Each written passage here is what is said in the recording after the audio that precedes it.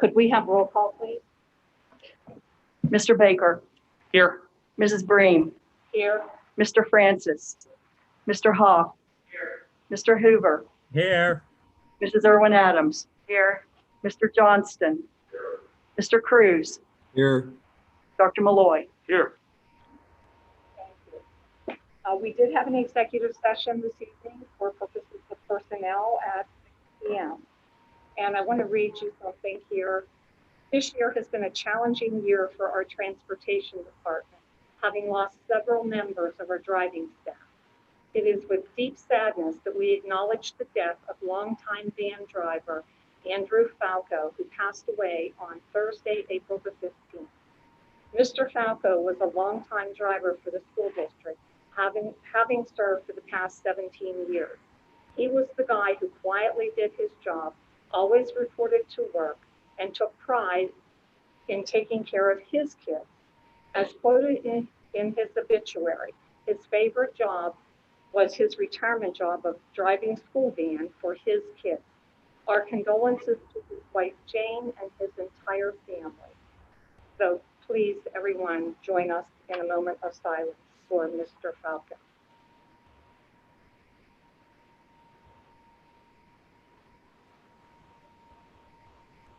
Okay, now we want to move on to hearing from citizens.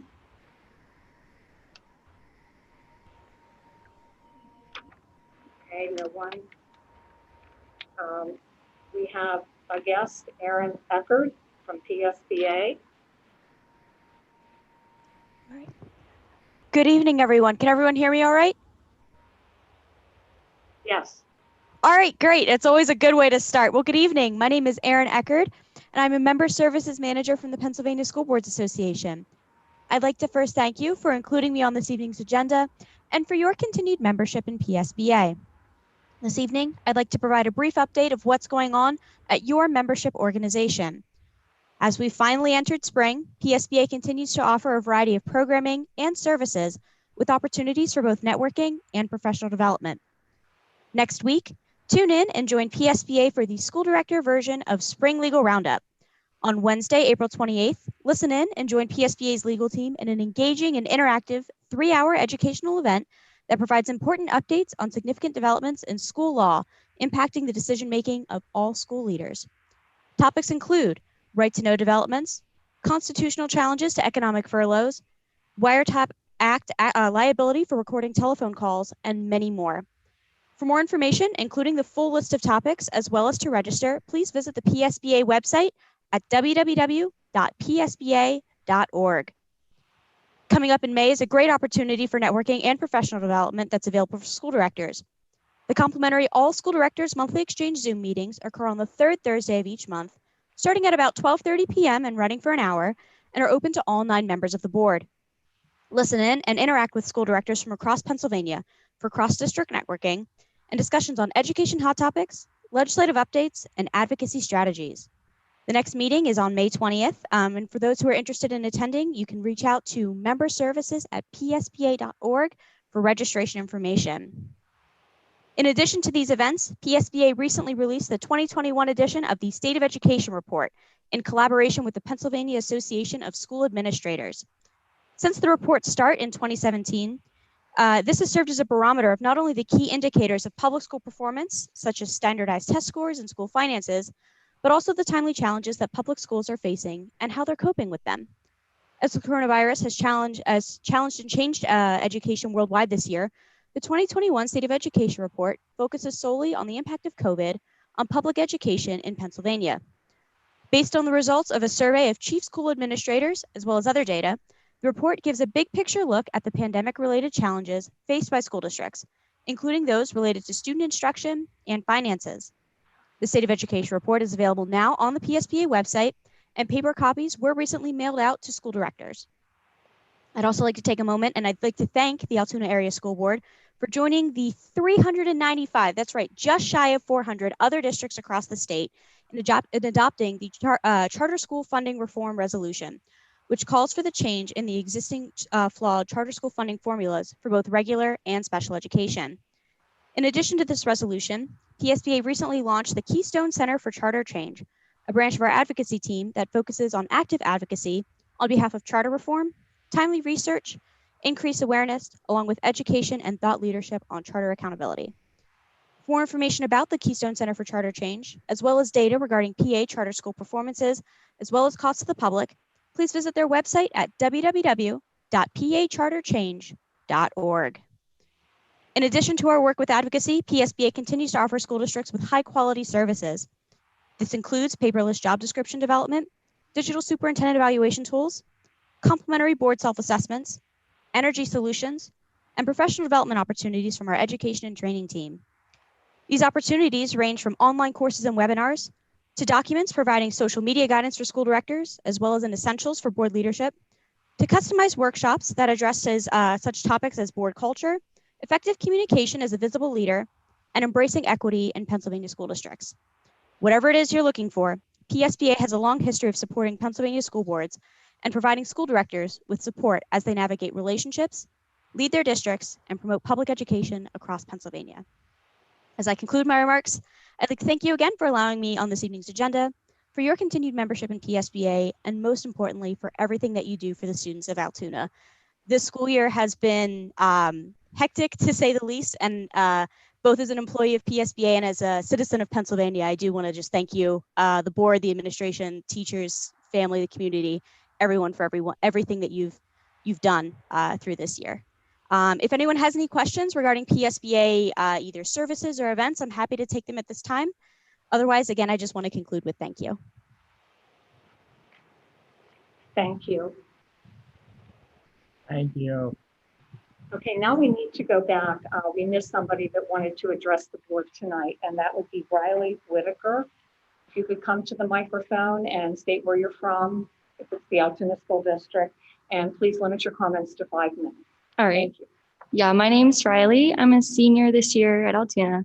And first of all, before I even begin, I would just like to thank you guys. We recently had the Honor Society induction, and last week I ran for homecoming. And even though it wasn't how it normally is, we still had a really good time. And I feel like those events have really shaped my senior year just because we haven't gotten to do too much yet. And it feels nice that we finally get something towards the end of our year. As you might know, we recently released the stuff for prom, the information, and it is not looking how we expected it to look, obviously. So this year we are limited to seniors and their guests only, and guests are grades 9 through 12 from any school district.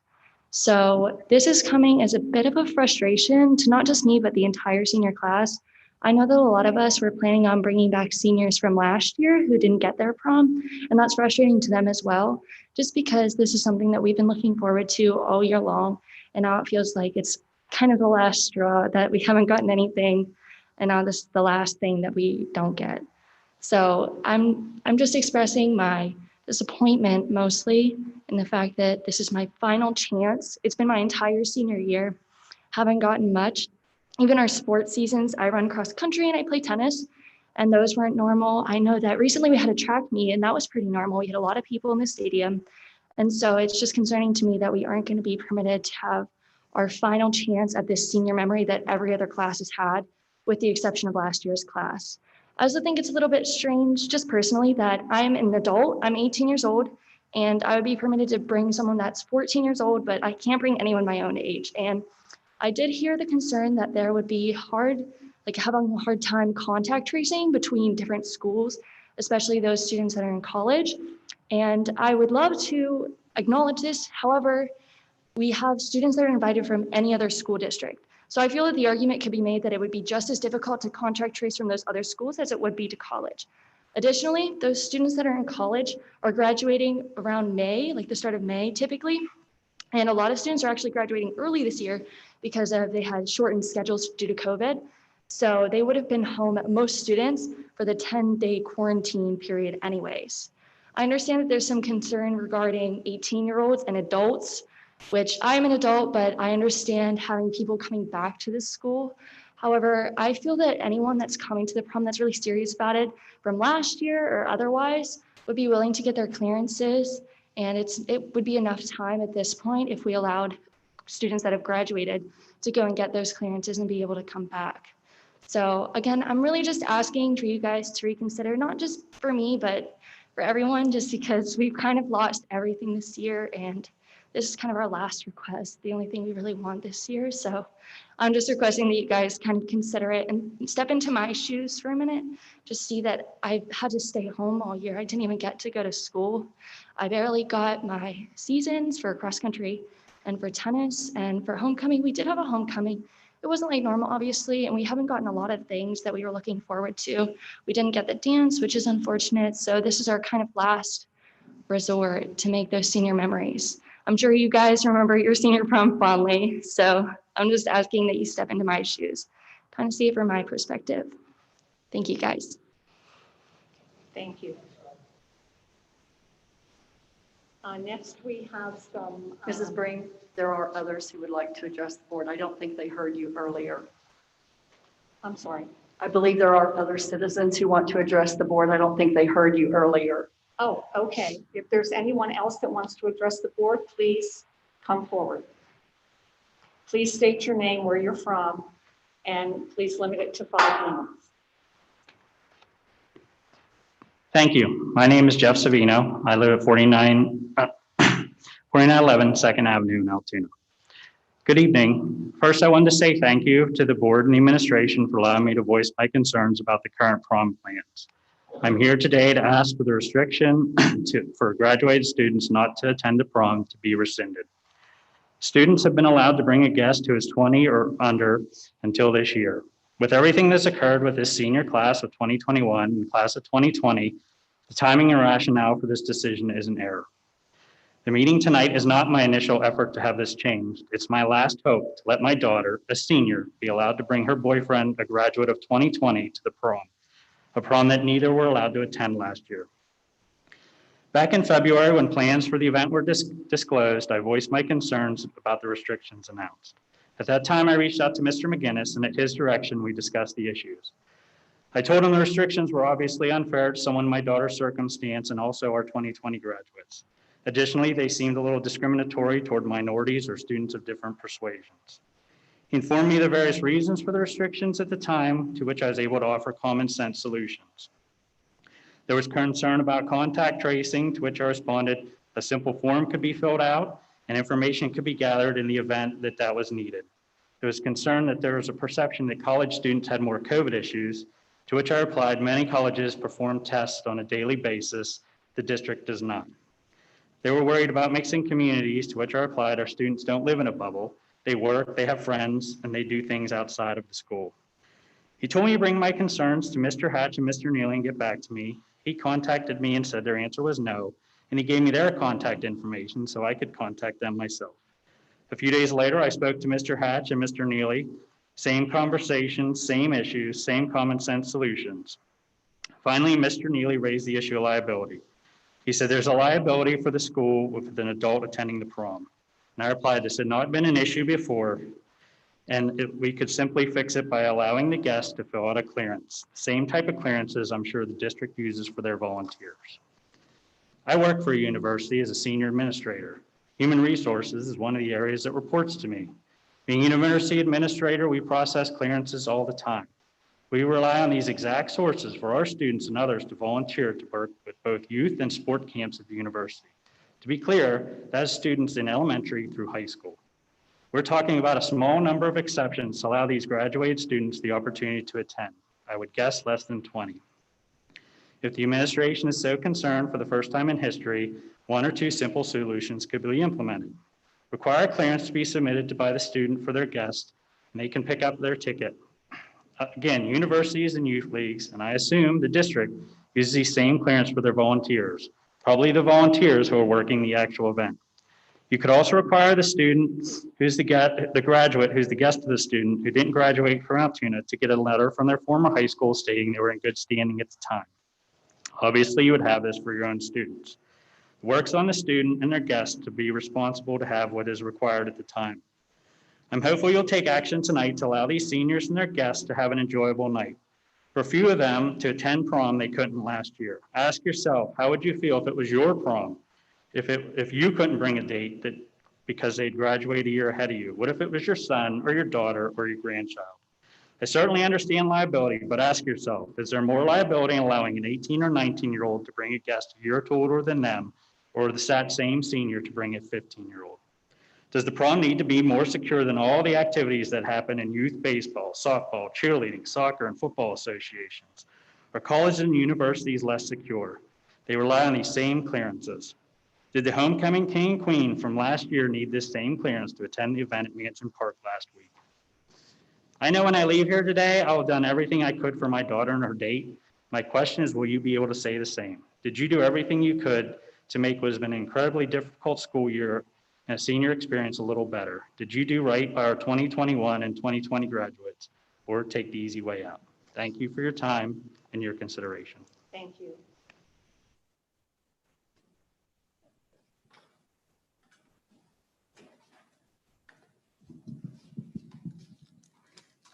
Hi, my name's Amy Savino. I live at 4119 2nd Avenue. I am here to read two prepared statements to the board from a student and a former student who could not be in attendance tonight. The first statement is from a senior student, my daughter. Hi, my name is Julia Savino. I am currently a senior at Altoona Area High School, and I am speaking on the role you have set about not letting graduates come to prom. Personally, I have had a very rough year, not only with academics, but an entire environmental change. And I'm certain I'm not the only one. I am an honor roll student and was an athlete who was a captain of the Altoona Area High School volleyball team until my senior season got cut short and never got a senior night. My boyfriend is a 2020 graduate who attends Juniata College, also an athlete and honor roll student. With that being said, neither one of us have been able to attend prom together and have been dating for over a year. Neither one of us will ever be able to attend a prom, period, if this is not approved. After all, you guys are all about making this year the best that you can, but won't change a simple rule about prom. We are hoping to have one final high school memory together after being quarantined, losing our senior sports seasons, and continue to push through the toughest years of them all. I feel that we are being penalized as the rule of liability has never been around until this year, even though clearances can be made. Please take the time to consider this, as it would be the one and only good thing for me to come out of this year. Thank you. Second statement is from a graduated student, my daughter's boyfriend. He graduated last year, class of 2020. His name is Tyson Carter. He lives at 304 5th Street, Altoona. My name is Tyson Carter, and I graduated last year. The reason for my statement is that I have been aware the administration is not allowing recent graduates of Altoona Area School District to attend prom this year. There has also been a new change which will allow students in other districts to attend who are in good standing at their school, which I completely agree with and I think is a great idea. I do not agree with the fact that a graduate from Altoona Area School District last year cannot attend prom, considering I have a girlfriend who is currently a senior at the high school. I feel as though you are exacerbating the situation by making it harder on students who have already had a tough school year. Last year, I lost my senior track season and did not get to have a graduation nor a prom. At no fault to you guys, but I think you should consider that. I understand the reason is because of liability issues, but I think you should also consider I have never once had a disciplinary action against me while at school. I was a 2 to 3 sport athlete and an honor student. I am currently enrolled at Juniata College, and I even already obtained a clearance just to show there's no liability issues against me. To make the situation better for everyone, I think you should open the prom. Since COVID is not the issue with other school districts attending now, I hope you will reconsider this decision and let students who did not get to have a prom for their senior year last year attend this year if their date is a current senior in the district. Thank you. Thank you. And Mrs. Bream, if you'll allow me, I have one more letter from another parent. This letter is from Krista Schlecht, 300 East 21st Street, Altoona. Hello, my name is Krista Schlecht. Thank you for allowing Jeff to speak on my behalf. I'm the mom of a senior. My son did not get to attend his junior prom with his girlfriend due to the pandemic, and I'm worried he will not get to attend his senior prom with the same girlfriend this year based on this district rule. Why is the school board suddenly placing an age limit on love and relationships by trying to change the age limit of who can and cannot attend this year's prom? In today's society, we try to teach our children to love, and who they love includes gender, race, and age. You cannot put an age limit on love, which you are doing by not allowing a graduate from last year to attend this prom, since most of them would be age 19 or 20. Why all of a sudden is this, or what makes this a liability? Of course, there have been some legal limits in the past. Rules have always been, I believe, no one under the age of 16 or over the age of 21. Why not follow the exact guidelines of the 2019 prom, since the 2020 prom was a washout? Many seniors have been in relationships this past year with graduates, and neither of them got to attend prom last year. Why punish them with another year by not allowing them to get together again this year? These kids have been on a roller coaster of emotions with everything going through these past 2 years. Please do not add to this by being negative and adding additional restrictions on them. Teenager high school years are proven to be the best times of their adulthood, before their adulthood. These students really look forward to school activities such as football games, dances, homecoming, prom, and graduation. These past 2 years have been a disappointment. After the disappointment of COVID and all the restrictions, why restrict them even more? These kids do not deserve to be punished again. The senior class of 2020 was tired of hearing the word no last year. No to finishing the last few months of school. No to having a prom. No to graduating in person. This year's seniors are also tired of hearing no to things. No to school classes for months. No to attending sporting events for months. No to extracurricular activities for months. No, you may not bring a previous graduate to the prom this year. It is up to you, the members, to be positive and say yes. Yes, you may bring a date to the prom that graduated last year. Like the old saying goes, if it isn't broke, don't fix it. And don't try to fix the rules and changing what has always worked in past years for the prom. Also, think about the economic aspect of allowing past graduates to attend this year's prom with their now senior dates. Last year and this year, COVID really devastated many businesses' profits by being shut down. Students will be supporting local businesses by purchasing a gown or renting a tuxedo from a formal shop. They'll be purchasing a corsage or boutonniere from a florist.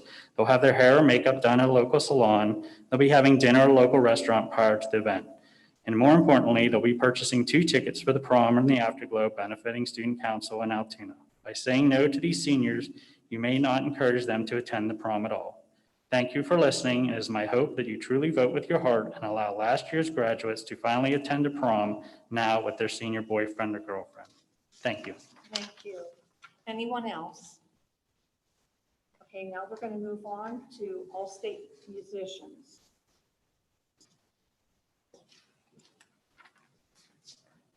Good evening. This is the time of year that we like to recognize our all-state musicians, and we're thrilled that we're able to do it in person here this evening. At this time, I want to introduce Mr. Larry Detweiler, who is not only our band director, but our department chair from the music department, who I'm sure will introduce his other stellar team in our music department. Altoona Area School District's been very honored and proud of the performances of our students, and each year continues to get better. So with that, Mr. Detweiler. Thank you. Our orchestra director, Kelly Detweiler, is here also, and Kelly Sipes, our choir director, is here. Just to let you know a little bit about the process that these students have gone through to get to this point. Certainly a very challenging year. What we would have normally have done in person all through the year had to be virtual this year. So these students started with pre-auditions. And this year, because of those restrictions, they had to record their auditions and send them in from there. Okay, they were judged. From there, they were accepted into the district festival. This year, we did not have a regional festival because of COVID issues and trying to be as safe as we could for the students. So if they placed high enough in the district events, then they were allowed the opportunity to audition once again for the All-State Festival. Once again, they had to record their auditions, upload them, they were judged from there, and then named to the All-State ensembles. So this evening, we're very proud to introduce those students that have made it onto the all-state level. The first one, and these first four are from All-State Band. On alto saxophone, Tyler Latin.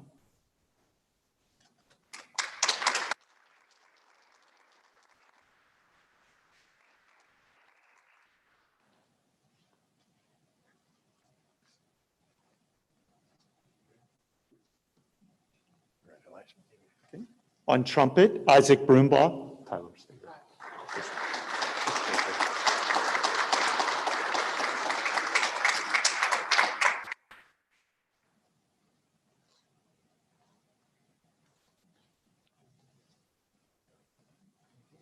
On Barry saxophone, Aiden Phillips.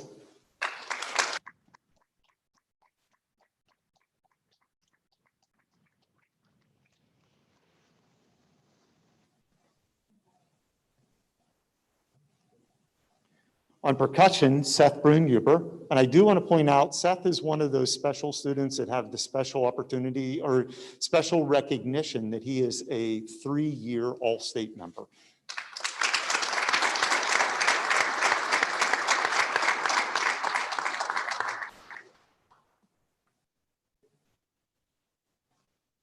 Our next four are from the All-State Orchestra. On trumpet, Jackie Ertwine.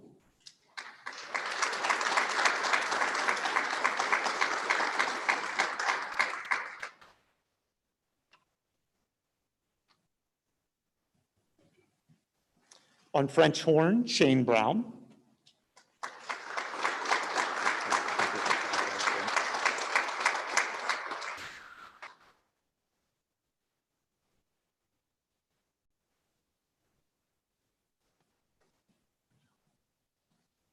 On trumpet, Lucas Cracciola.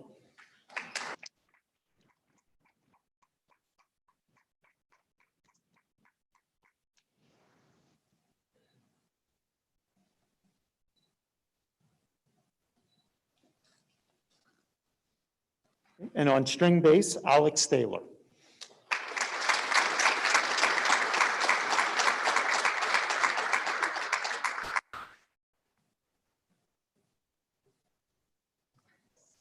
And our final two from the All-State Choir, Emily Latin.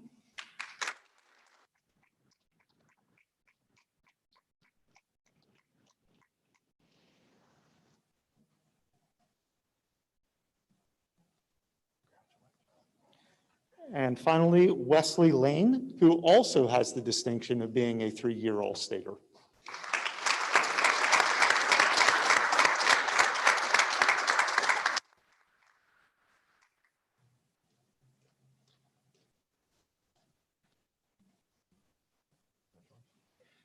A couple of the other special accomplishments that we want to point out this evening and congratulate these students for. If a student makes an all-state ensemble as either a sophomore or a junior, they have the opportunity to audition for the All-East Festival or the All-National Festival for the following year. And we were fortunate to have students place in both of these festivals this year. Chosen to participate in the All-East Band was Seth Brunhuber.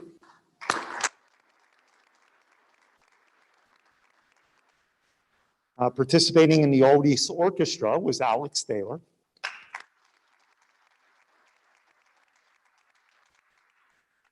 And both chosen for the NAFME All-National Honor Choir was Wesley Lane and Emily Ladd.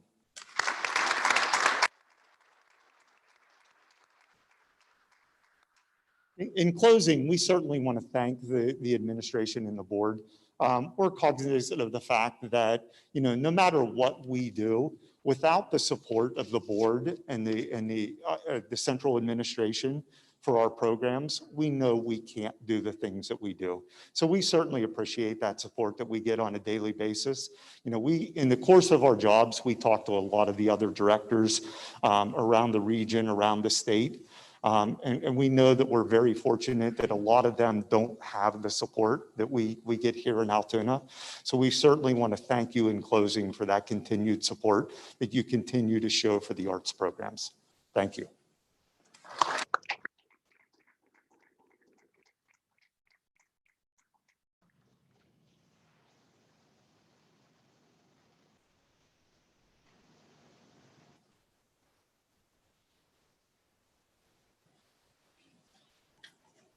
Just did want to mention too, our student speaker this evening that spoke very eloquently was also our YEA Entrepreneur Roundtable winner, representing the school district a couple weeks ago. Riley, if you wouldn't mind just standing up, I'm glad you're still here.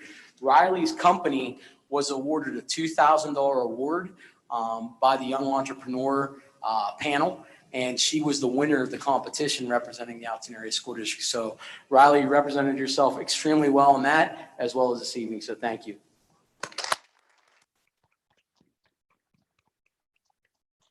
Congratulations to you, Riley. Okay, moving on. Resolution of Board of Directors, Charter School Legislation Reform. Could you maybe elaborate on that?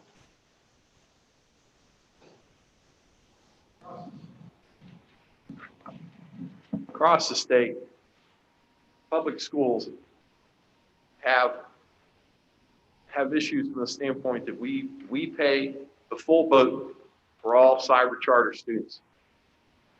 At this time, the district is committed to at least $4.5 million for this school year in cyber charter fees. We do not have a problem with cyber charter schools, but we know as a district, our full cyber program costs us a quarter of what we're investing in the outside cyber charters. This resolution is a call as a district and as a board for the legislation and the senators to make changes to the cyber charter funding laws to ensure fairness and the ability for districts to sustain programs. Because as money gets tighter and tighter in budgets, the only thing we can't change is how much we have to pay to somebody else for through a cyber expense when we are offering the exact same K-12 cyber experience for much less cost to the district. Okay, can we have a motion and a second? So moved. Any discussion? Just real quick, I'm sure our state reps and state senator are for this also, I imagine, since all the boards in their area are. So. Thank you. Ron? Thank you, Dr. P, for doing this. It's about time. Any other comments? All in favor? Aye. Motion passes. Temporary exoneration of penalty and interest. This has to do with moving the tax due date for your taxes from April 15th to May 17th. Is there anything you want to add to that? Quite simply, the federal government has moved the filing date to May, am I correct, May 17th? Yeah. Okay, we are setting this up so that there'll be no penalty interest for any taxes that are filed before or on May 17th. So in effect, we're moving the filing date back a month to be in a line with the rest of the county and the state and the federal government. Can I have a motion and a second? So moved. Second. Any comments? All in favor? Aye. Nays? None. Motion passes.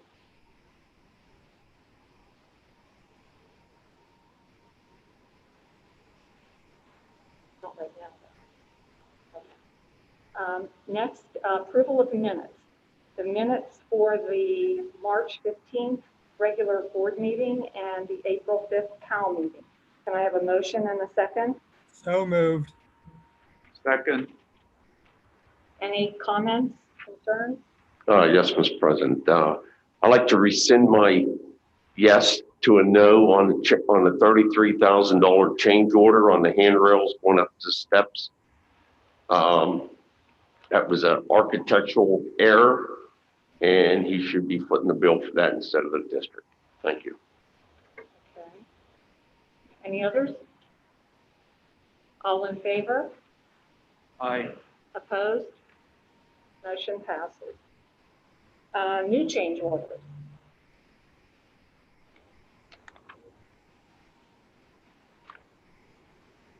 If you could, please. CE Wood This is a modification to the vinyl code base for the district offices in the ISB bank. The original specified cove base or baseboard is no longer available. Cost of the district $2,298.89. To the Stelco company, again, this is for the district offices. Drop existing recessed lights, replace span light, and add one data port at a cost of $1,356. CE Wood modification to counter area designated for tax office not to exceed 5,000. The vast majority of that work has already been completed by our maintenance people, so we probably won't need that much. Then finally, permission to add yardage if necessary to the asphalting of the 14th Avenue patchwork, because they needed to take out more of the top surface in order to get rid of I believe it's called alligatoring, where it cracks up and the integrity of the asphalt wasn't there in certain sections. Not to exceed 5,000. This will be taken from amounts already approved through unsuitable soil change orders. Okay, can I have a motion and a second? So moved. Any comments, discussion? Just a clarification, Dr. Prieto. For the high school change order, you said 14th Avenue, you meant 14th Street, sorry. Okay. I was going to say that's a little far away from the project. Yeah, 14th Street. I have a question. When's it all going to wrap up? When are they going to be completely finished? Inside the building, they're doing punch list and they're doing touch-up paint. Outside the building, they're working on 14th Avenue, or 14th Street, pardon me, and the field. The synthetic turf installation will start on May 3rd, and the project should be completed by mid-May, if not at the latest, the end of May. All the pieces should be in place. Any other questions? Yes, pertaining to the building project, I suggest we withhold payment to the architect and the builder to make sure everything's done. Okay, we have done that. So who has the final okay on this? We do. Retainage.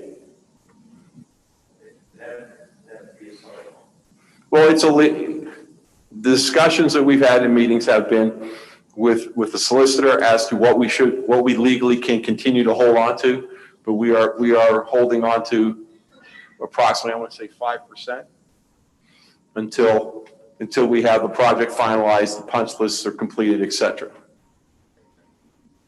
Is 5% going to be enough to cover the issues that we're having? Yes.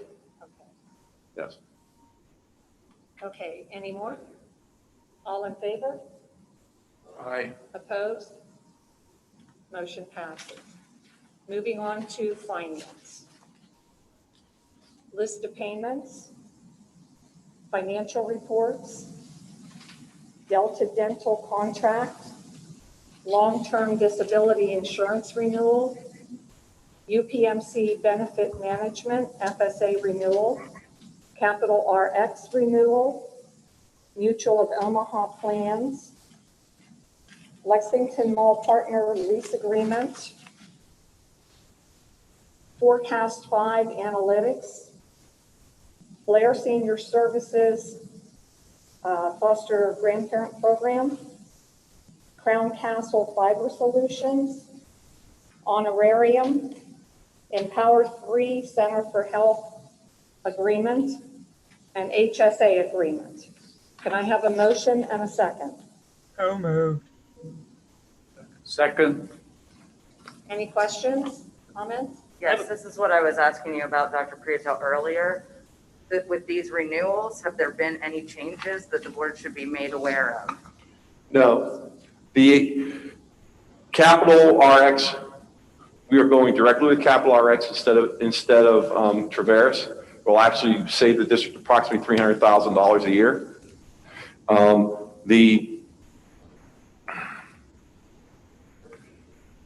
Nope. This has nothing to do with the plan or anything else. This has to do with the delivery and how they work their process to maximize savings to us. The Mutual of Omaha is a changing company, but everything is as it impacts the employees the same, and actually the employees will have more options. Okay, why are we changing companies, just out of curiosity? Better price. Okay. We have life insurance for the employees, and it's part of the contract, and so we basically got a better quote from Mutual of Omaha. Did the former company give us a quote also? Yes. Okay. Yes, that was CM Region. CM Region. Thank you. Lexington Mall Partners lease. This is similar as before. Last year we raised the lease price, and they basically cut the number of parking spots that they took. So basically, it's the same thing. It's the same agreement as last year. Forecast 5 analytics. It's the same as last year. This has to deal with budgeting software and the ability to forecast out our finances 5 years in advance, and also be able to look at how we compare to other districts of similar demographics and similar budgetary structures to see how we match up. Blair Senior Services, again, as part of Blair Senior Services is part of a program for their reach out with foster grandparent program. Crown Castle Fiber Solutions, Bryce, can you give me a little bit on that? Crown Castle Fiber Solutions.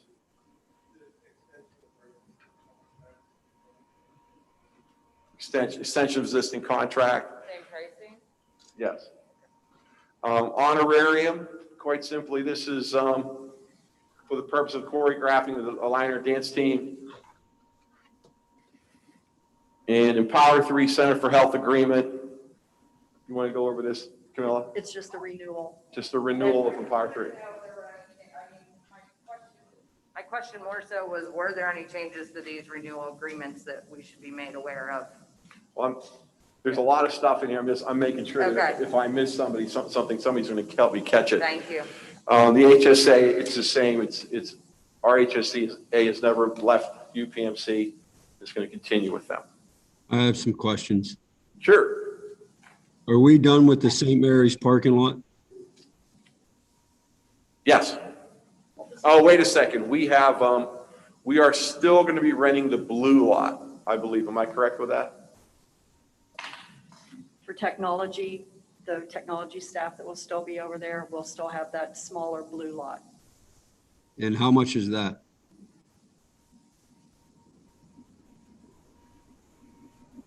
I'll get it to you tomorrow. I want to say it's $5,000 a year, but I have to confirm that. Empower 3, they're going to keep our employees up to date or trained and make them know how to use the system? That's part of the agreement, yes. Yes, that's part of the agreement. Under letter K for that fiber solutions, did we get any other offers, and is it normal to go 5 years?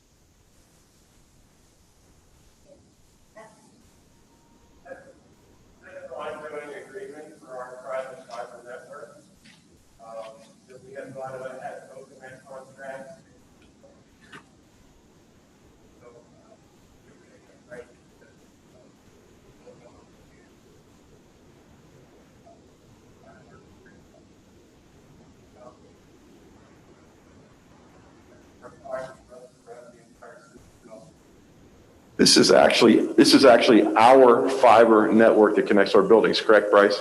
Yeah, we lease that fiber to connect all of our buildings. Great. Ed, the St. Mary's amounts $51.20 annually for 16 spots at $20 per month.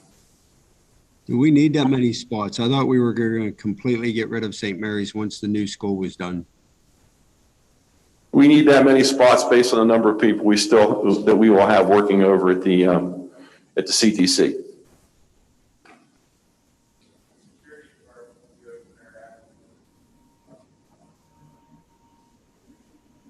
That's all I have. Okay. Can I get more details on L? So you said it was for choreography for the Lioneers. Was there a specific event? Because that's a stipend position. I'm just wondering if it was something outside of what would normally happen with the Lioneers. Brad. I had that same question. I'm going to speculate that they went through a number of competitions and the choreography would have been done. And she is the advisor for that club. So that would be one that didn't run through me. I have to check on that. Yeah, because I'm just basing it on experience with other groups. You know, if you're preparing for a competition, you didn't get extra money to prepare for the competition. You just went and did the work you needed to do. I'd like more details on that, on L.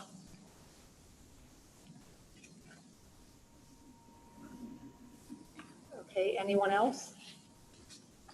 All in favor? Aye. Aye. Not L for me. I'm a no on L without details. I mean, I think Mike brought up a good point. I'd like to look into L I think too. that should be pulled. I think L should Can be we pulled. pull L then?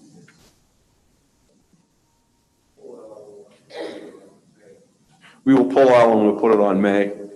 Brad, let's get the details as to what's on. Okay, so all in favor, minus L. Aye. Opposed? I'm in favor of everything except for H, the Lexington Mall Partners lease agreement.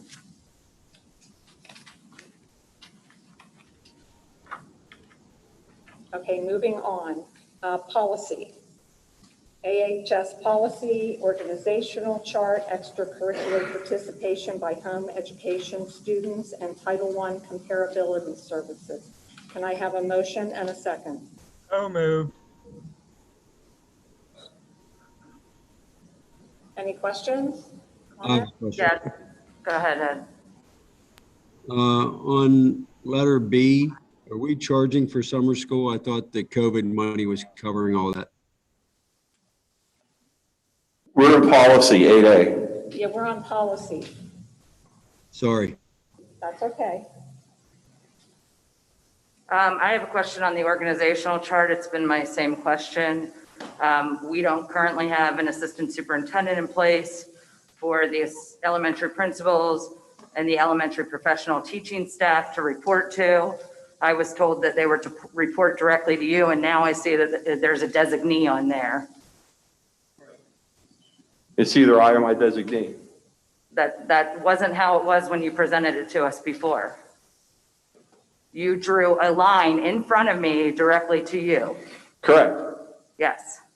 And as I delegate things out to other people to handle, as I do all the time, I mean, there are certain things that are better handled by professionals who have a better understanding of the boots on the ground situation.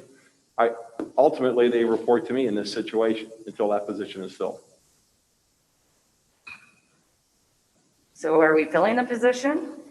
Not at this time, Why not? for efficiencies and budget. It seems like it's a necessary position. We've been going round and round about it. And I'm not filling it at this time. What does everyone else think? If the superintendent doesn't want to fill it, it's up to him. It's his position to call. I would concur.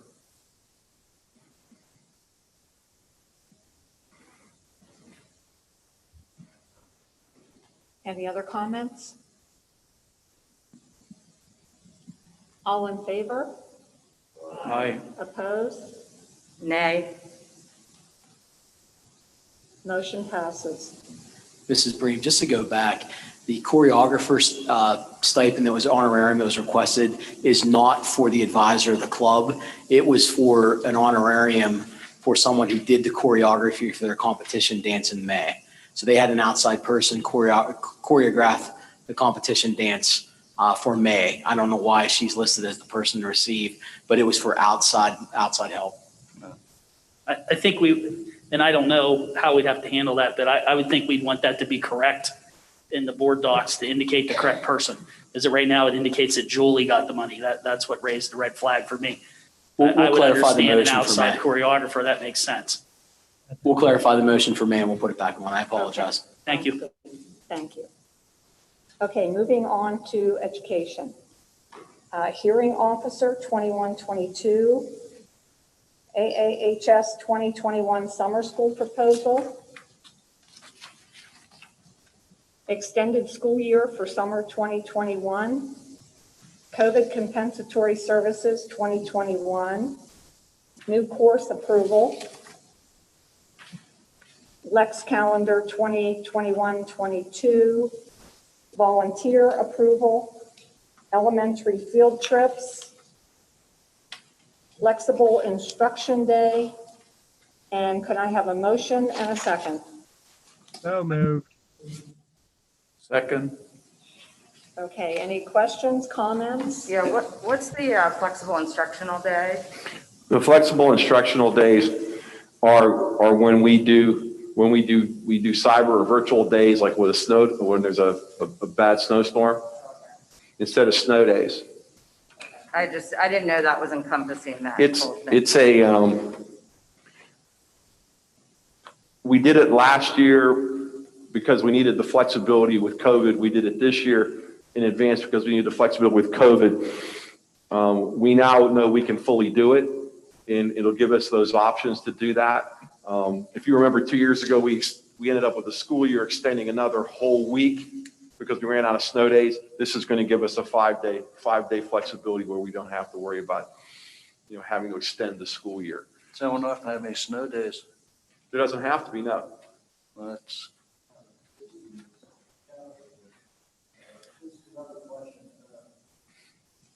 On new course proposals, do the parents get a copy of this?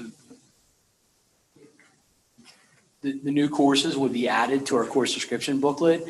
And as part of the scheduling process, we would make that course available to our students. So for example, this course is an AP Lit course that would be made available to all of our students for the upcoming school year once approved. The proposal will be given to the parents, though, correct? They'll see the new course. The course we'll make it aware to the parents and the students that the course is available for selection if they would choose to do so. Yes.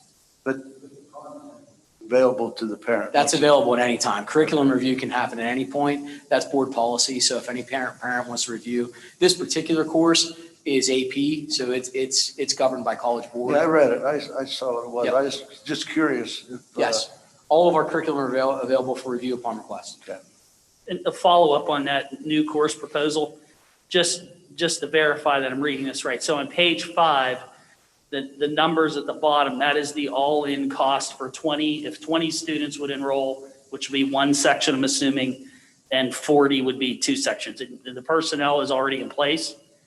That's correct. Okay. Personnel is not a cost. The only thing that I would just throw out there, I'm just looking at the titles of the text, and I know that's $159, but there might be copies of Walden floating around somewhere in the district.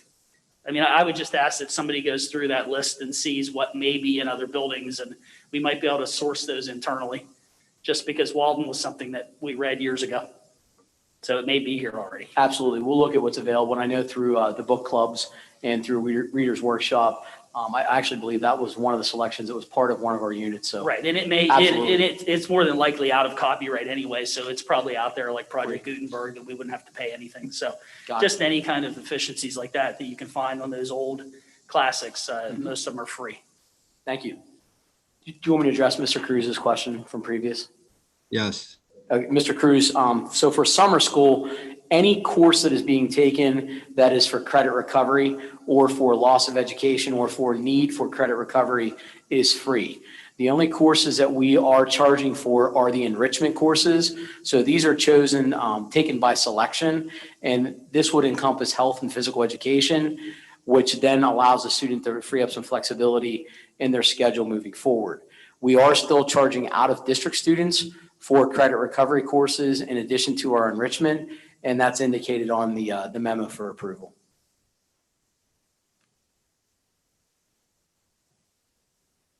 I just have a comment before we vote. I am really glad to see that we're starting to do some field trips with our students, getting some life back to normal again. Any other comments? All in favor? Aye. Opposed? Motion passes. Personnel items, can I have a motion and a second? So moved. Second. Any questions?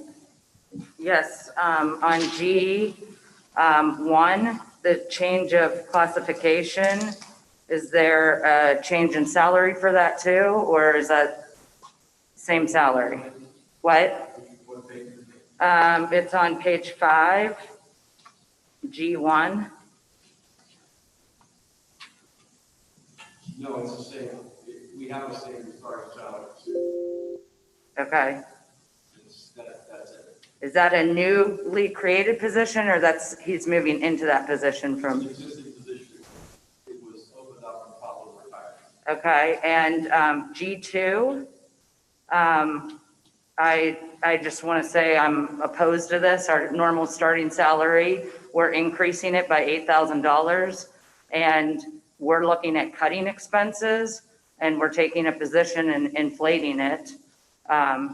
So, and we're doing it with someone that was, I don't have a problem with the person, but she was just hired, so it would already be an increase in salary to go to from a 10-month to a 12-month employee. Which position is that, Kelly? This is G2. So that the normal starting salary is $8,000 less than that.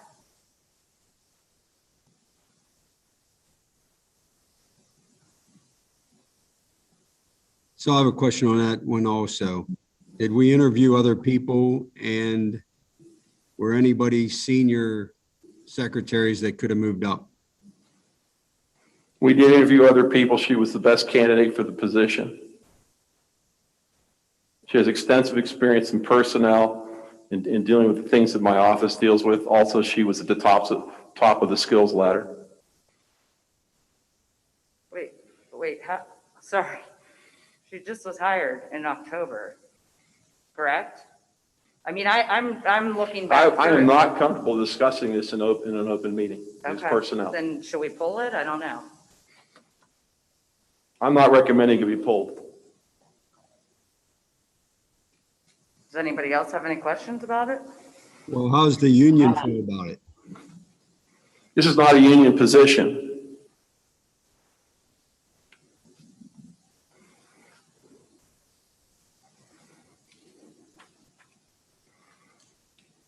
Are we still having a meeting Monday?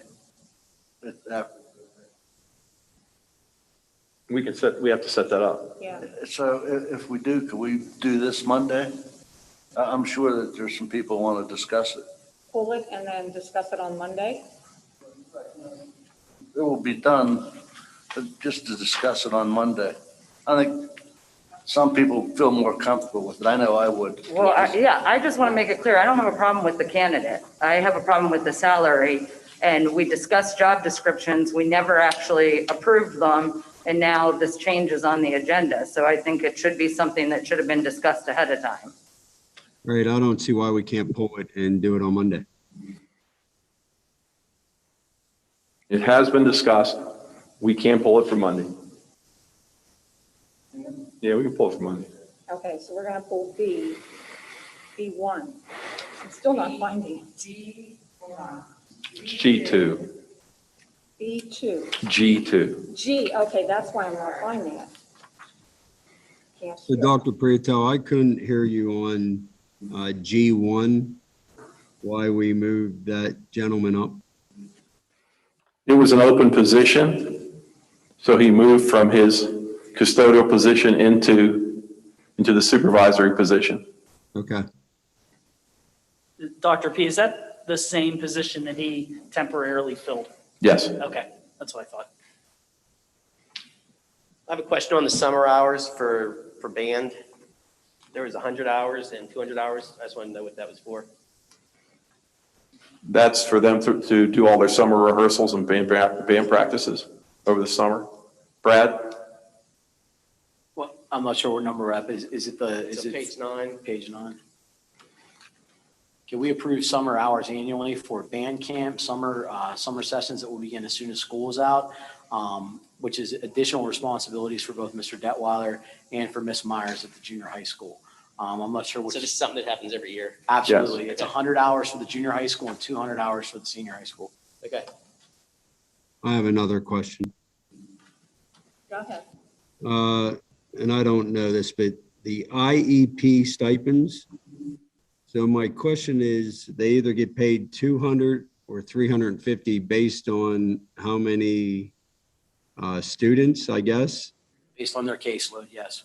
Well, I just don't understand. Some people have one caseload and others have up to 25 and they get the same pay.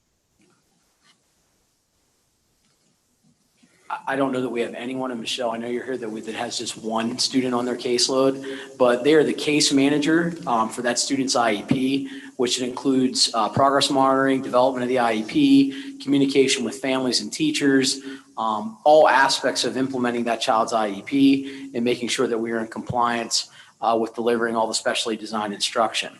Depending on what students they work with, there are limits to the numbers. For example, a full-time autistic support classroom has a cap of 8. A full-time emotional support classroom or supplemental has a cap of 15. Life skills has a cap of 15. Learning support, which is an itinerant level, because it's based on the number of hours that the student is in special education, so to speak. So if you're working with students who are itinerant level, I believe it's up to 50 or more that you can have. Emotional support and autistic support, itinerant level, can have a certain number on their caseload. So there are some students who require a higher level of intensity in terms of their case management. So that's why it's stepped the way that it is. Michelle, is that accurate? There are people there with just one, at least on this screen that I'm looking at, and then up to 25. So it just seems weird that it's that big of range.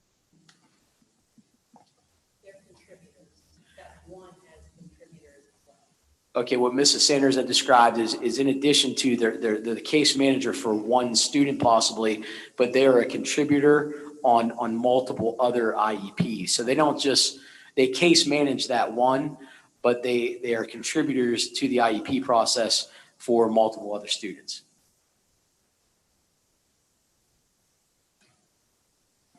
The IEP stipend is part of the AAEA contractual agreement.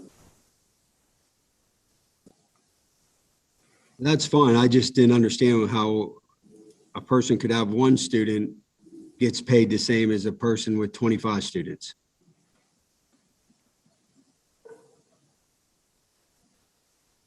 Frank, you would know more about this than I would. You were probably here when we put it in place. I was here, I think, when Abe Lincoln was president, but actually, that was a question on my master's dissertation.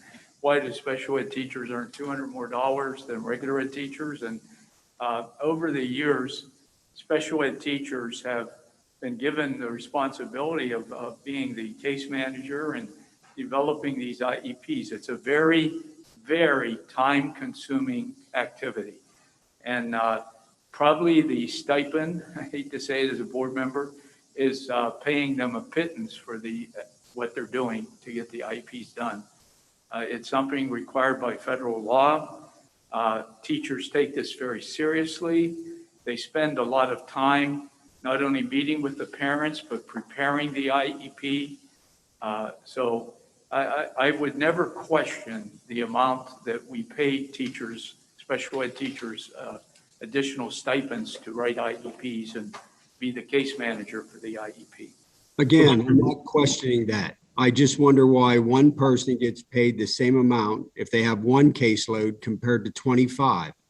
But you also heard the answer that they also participate in numerous IEPs. It could be a job coach. It could be somebody that would be interacting with many other students than that one student. Then I guess they should put on there how many students they're helping, so I wouldn't question it. I asked the same question last year because I was confused. I have a question on the Altoona Cyber School. We are now having assistant principals in the Altoona Cyber School. How many students are in the cyber school total? Over 500. That is something that we've always done. We've had, Assistant? we've had a principal in charge of the cyber academy. Right. So they're at 3 different levels. There's an elementary principal, there's a secondary or a high school principal, and the junior high school principal is split between 2 principals. So they split the stipend. The stipends have been $3,000 across the board for each of those levels, and they handle all aspects. Currently, our high school has 340 students in the high school cyber academy. Our junior high school has 120, and our elementary has 80. Once again, I think in terms of, to echo what Dr. Malloy had said, the amount of time that is spent on top of their normal time allocated to these programs, it is minuscule what we're paying them for what their responsibilities are. There's one principal and it happens to be an assistant. There's not a principal and an assistant. No, Jason's an assistant principal. He oversees the high school cyber academy. Mr. Campbell and Mr. Cayley are assistant principals. They oversee the junior high school cyber academy. And Mr. Adams is a principal. He's an elementary principal. He oversees the elementary cyber academy. But we don't have like a principal and assistant. No. There's one stipend, it's $3,000 stipend at each level for those grade levels, yes. I thought it was a principal and an assistant for each cyber school. No. Okay. No. So they're just choosing to split the They stipend. choose to split the responsibilities and the stipend, share the workload, essentially, yes. Okay. Any other questions or comments? All in favor? Aye. Opposed? Motion passes. Business operations. Cafeteria meal pricing, tax assessment appeal, capital projects list of payments, capital reserve list of payments, repository bids, managed print services, garbage removal and recycling, request for proposal, extend food service management contract, summer food service program, and can I have a motion and a second? So moved. Second. Comments, questions? Well, I have a question on the summer food program. Are we going back to the way it was before, where the students can actually come to a school and eat the lunch? I know last year it was a bag lunch for the whole week. We are. That motion actually requests that we open 4 buildings to the public. So any student 18, any child 18 and under can come to those 4 open sites. We're also going to request from PDE that the other buildings in the district be closed sites so that students attending our summer school programs can get meals while they're there. Okay, good. Thank you.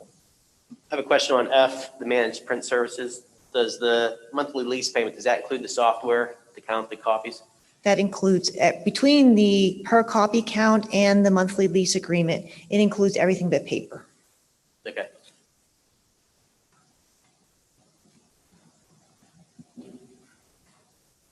Any other questions, concerns?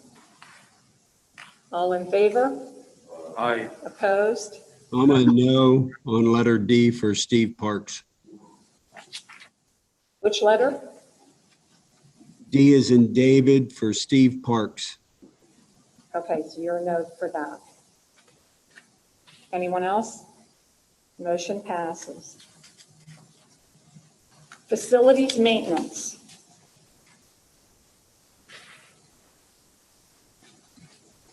Do you want to go over what we're requesting here, Eric?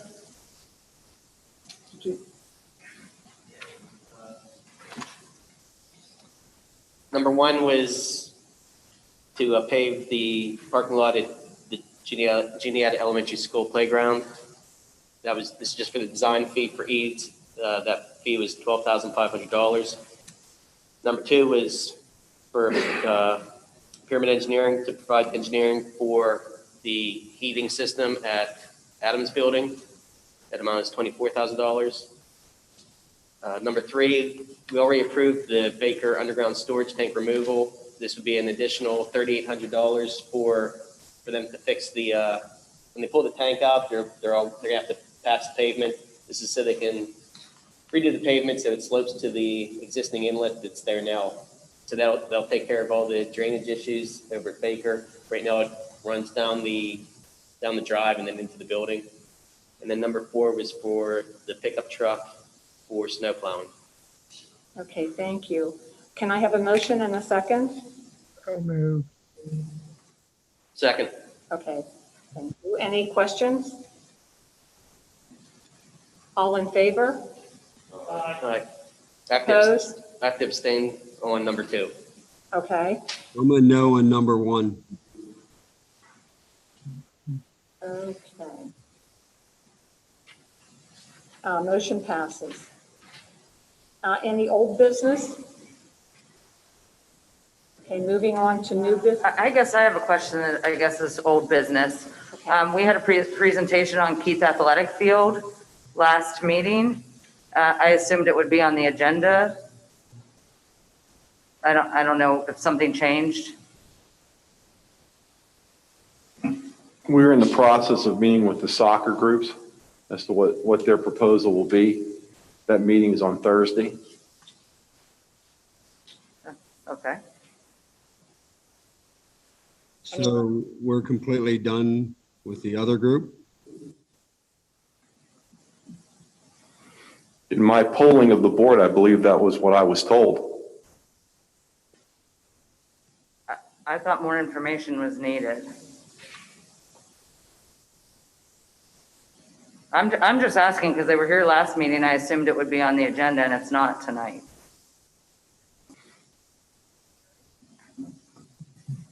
So nothing's officially been decided as to which direction to go?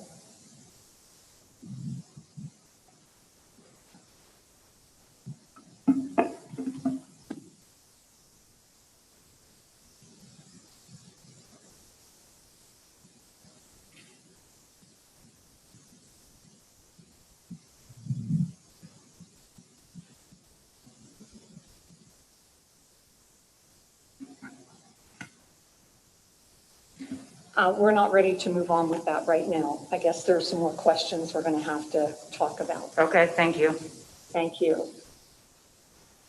Okay, new business. A retirement, separation, and release agreement, retroactive salary adjustment compensation plans. We are pulling C, which is ESPOP, and we are pulling D, which is ASME. And Mansion Park scoreboard and advertisement is included.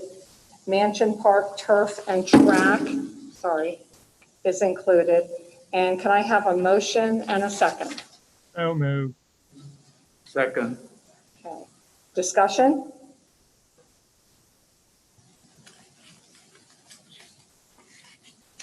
Is Phil here?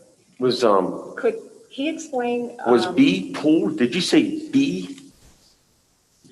C and D is pulled. C and D Yes. is pulled.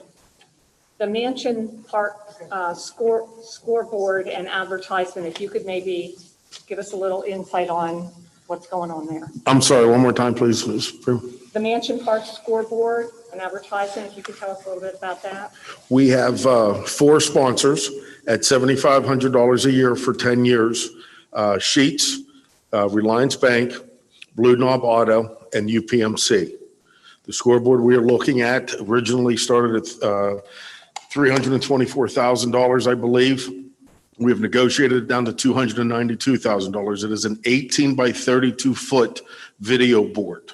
So the entire scoreboard will be video. The entire compass that you see at Mansion Park, it will all be a video board now where we can run different highlights, we can run movies, we can break it up into different sections, and it'll be a boom for the stadium and for our community.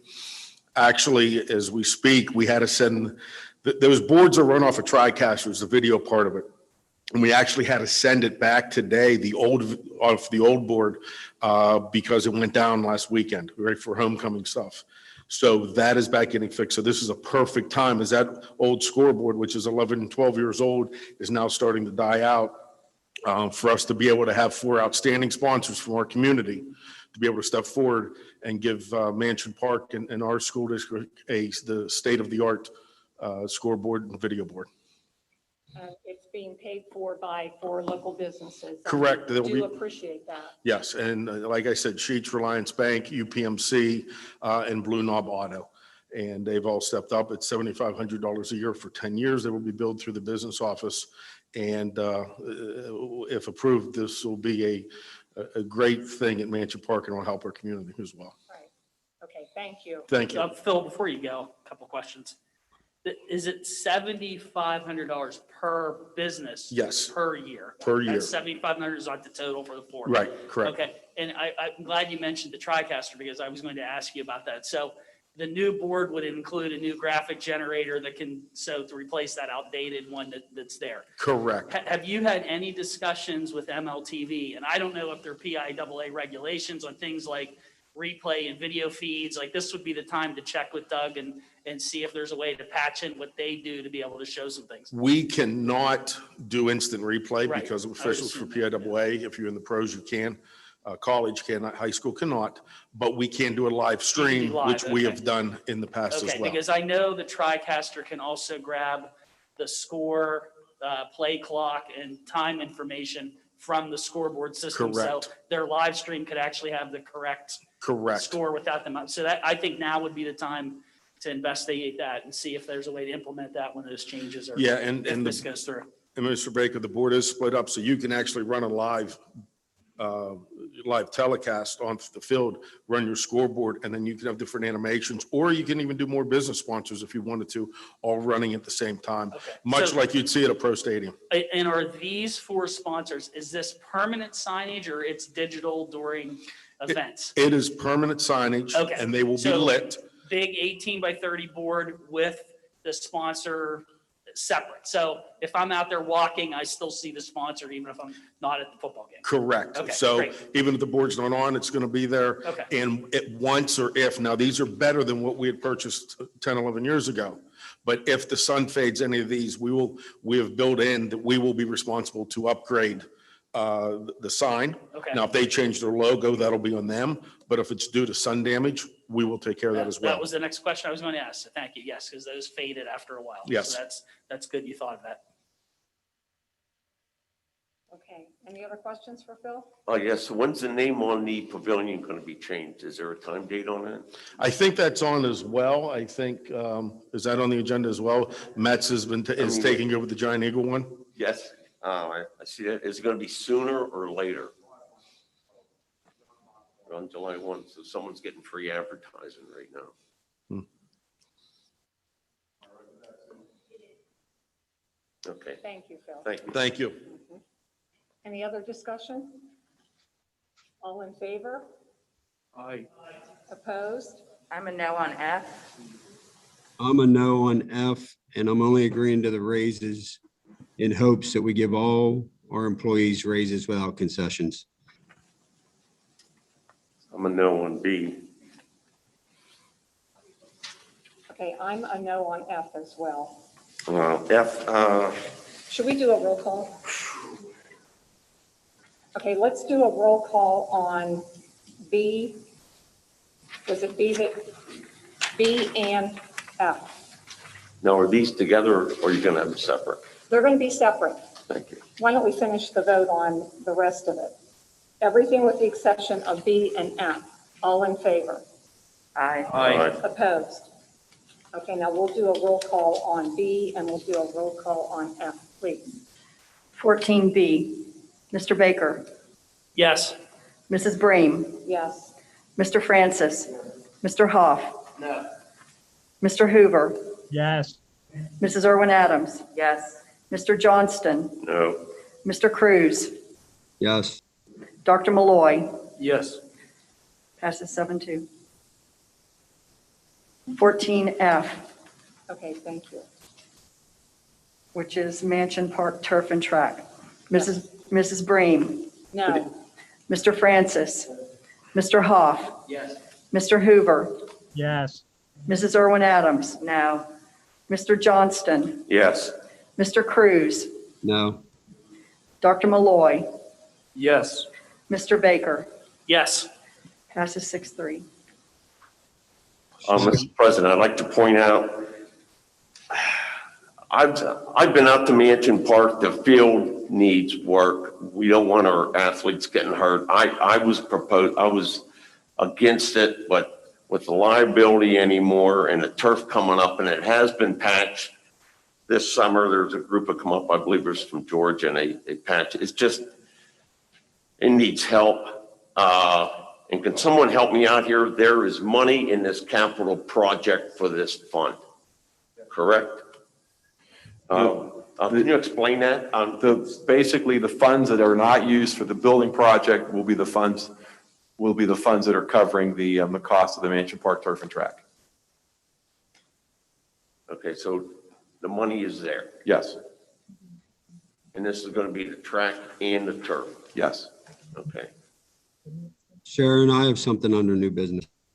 Go ahead. I would like to motion that we amend the prom requirements to revert to the 2019 regulations, allowing the guests of seniors to choose with proper clearances. I couldn't hear that. Can you repeat that one more time, Ed?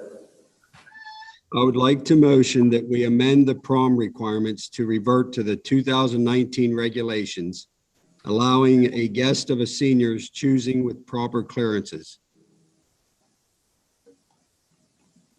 Oh, you want seniors to be able to bring people that are a year or two older to the prom? Is that what you're saying?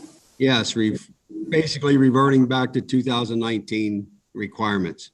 Okay, I also, when I was away, I happened to read in the Altoona Mirror that Cambria County allows students up to age 21 and under, and there was no mention of a liability issue there. So I'm a little bit confused why all of a sudden it's a liability issue here, but it isn't in Cambria County. Okay, I'll second the motion. We can discuss. Okay, sorry.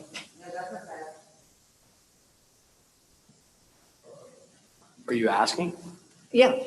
Okay. When we looked at prom regulations for this year, we'd initially discussed not allowing students to bring anyone from outside of the Altoona Area School District. We've since amended that to include students be able to bring students from other school districts with approval and validation from their building level administration that they were in good standing.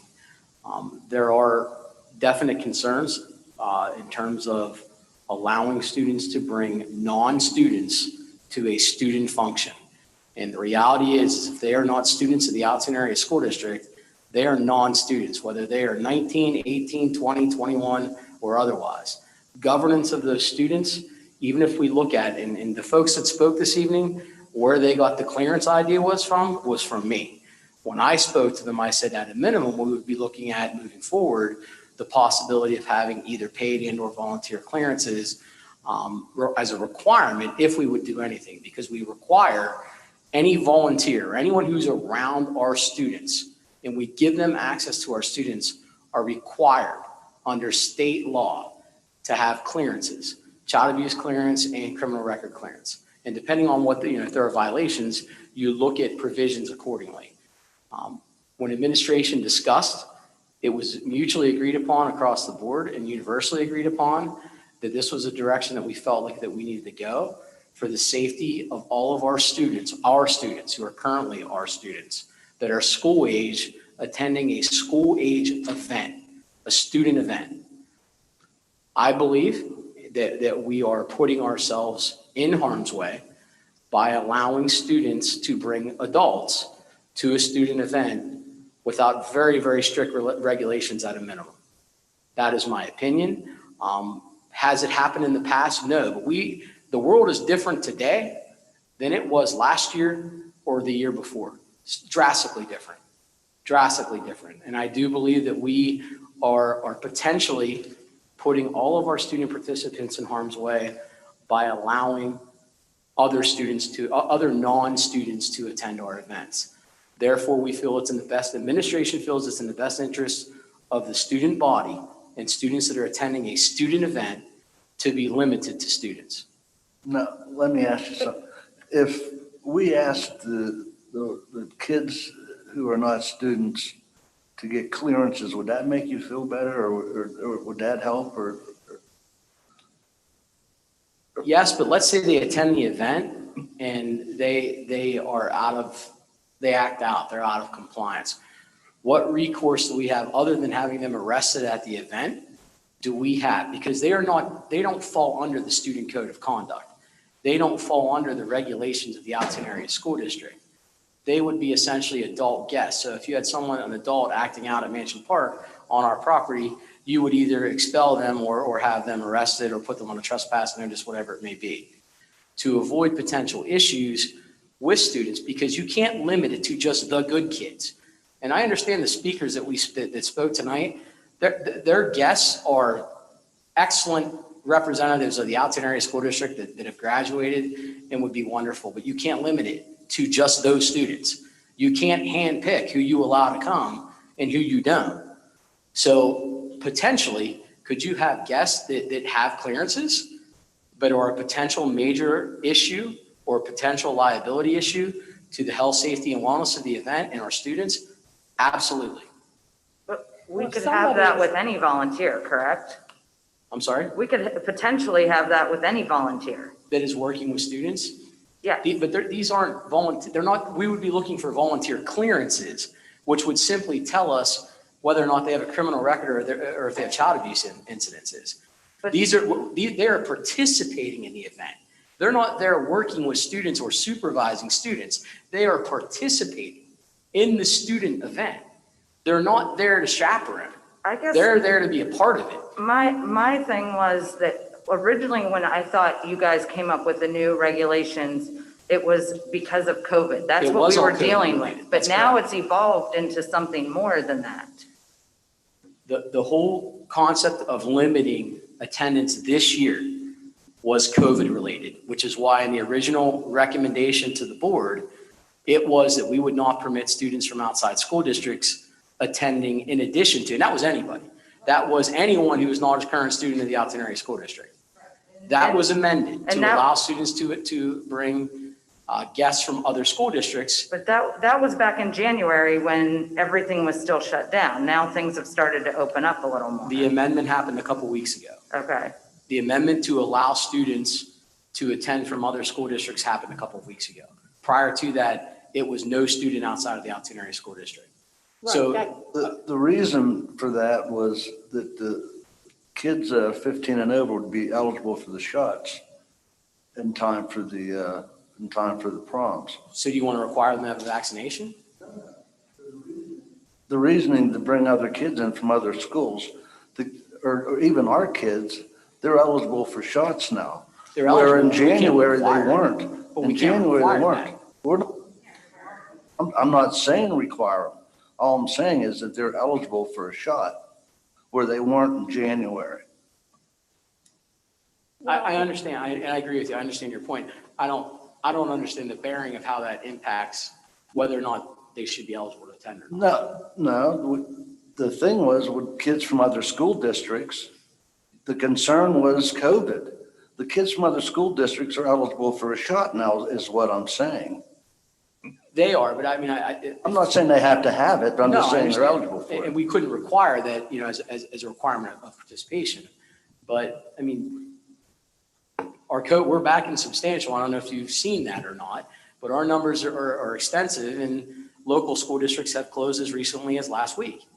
And, the number of cases that we are seeing is not negligible. It's not something that we can ignore. In fact, we are well into substantial with our transmission rate at 190 and our positivity rate at almost 10%, which is almost triple what it was 3 weeks ago. So COVID is still a concern. However, there's a greater conversation in terms of allowing non-students to attend and participate in, not just attend, because I know some of the conversation has been, well, they come to athletic events and they do this and they do that as spectators. They are coming as a participant under our jurisdiction to ensure that we are ensuring the health, safety, and wellness for our entire student body. And we can't handpick who we say, yeah, you're good, you're not, because we don't, you know, I remember you from high school and you were a troublemaker. We can't do that. We can't segregate. We can't make decisions based on personal opinion. It was very objective. It was a very subjective process. You can come, you can't. That is not equitable. It's not fair. And it's something that we need to get away from, in my opinion. In addition to that, I still hold true to that student activities. I'll give you an example, homecoming dance. We have never allowed anyone other than an Altoona student to come to our homecoming dance. Why is that any different than prom?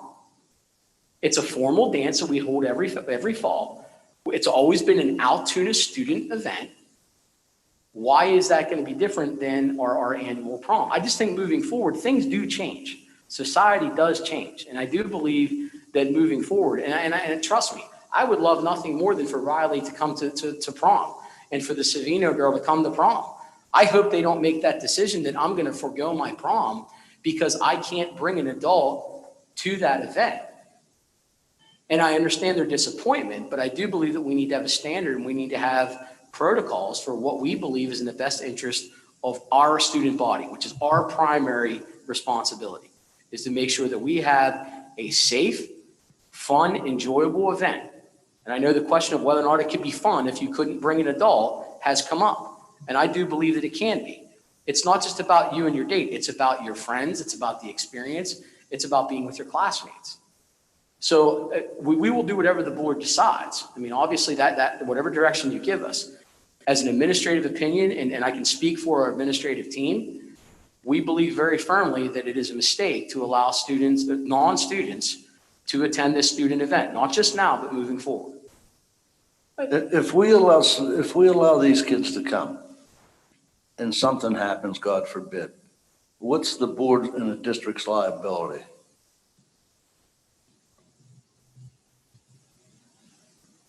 There's going to be a lot of factors that play into that.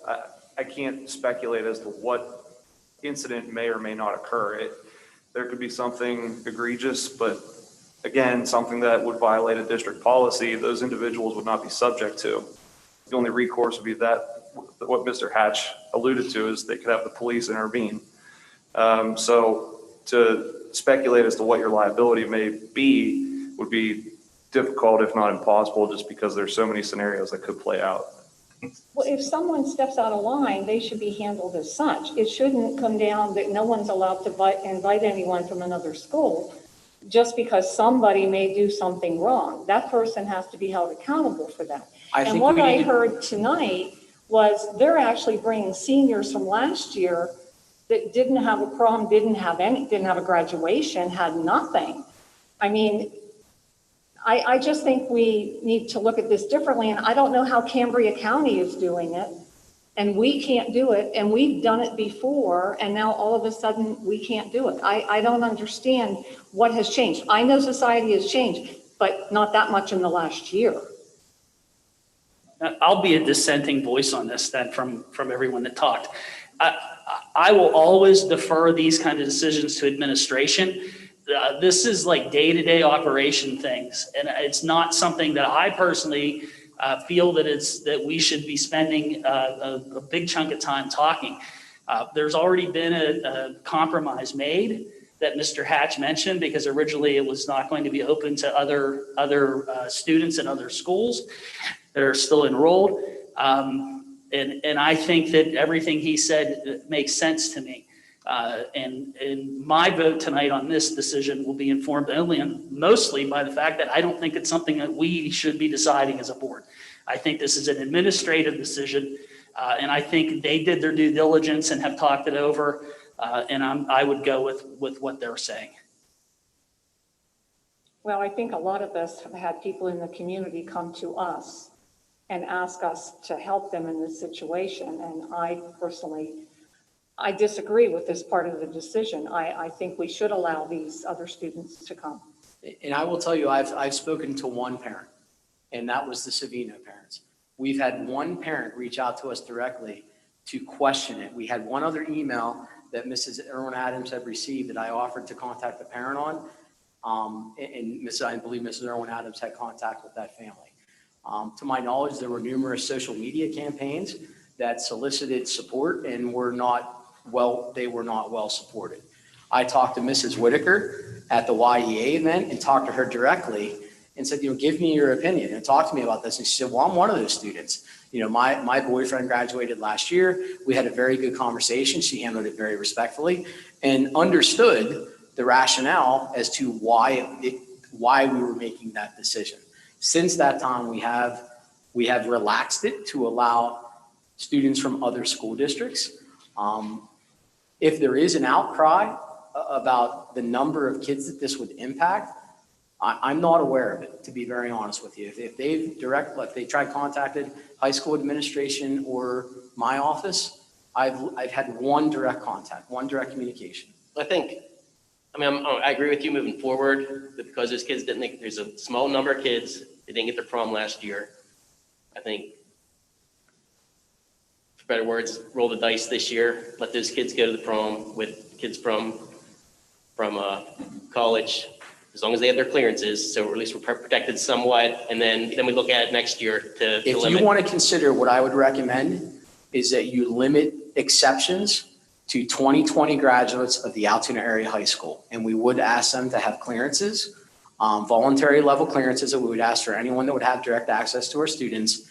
And that would be for this year only, and we would revisit it as we move forward. In light of the fact that those kids are graduates, and I'm worried about our kids. Our kids didn't get a prom last year and they didn't get a graduation. Right. And we do have some level of, we know their background, not that we can hold that against them, but we do have an experience with those students. And we would go through the same vetting process where they would put in a request, hey, I'd like to bring such and such who was a 2020 graduate of Altoona last year, and we would require those items. So if the board is going to make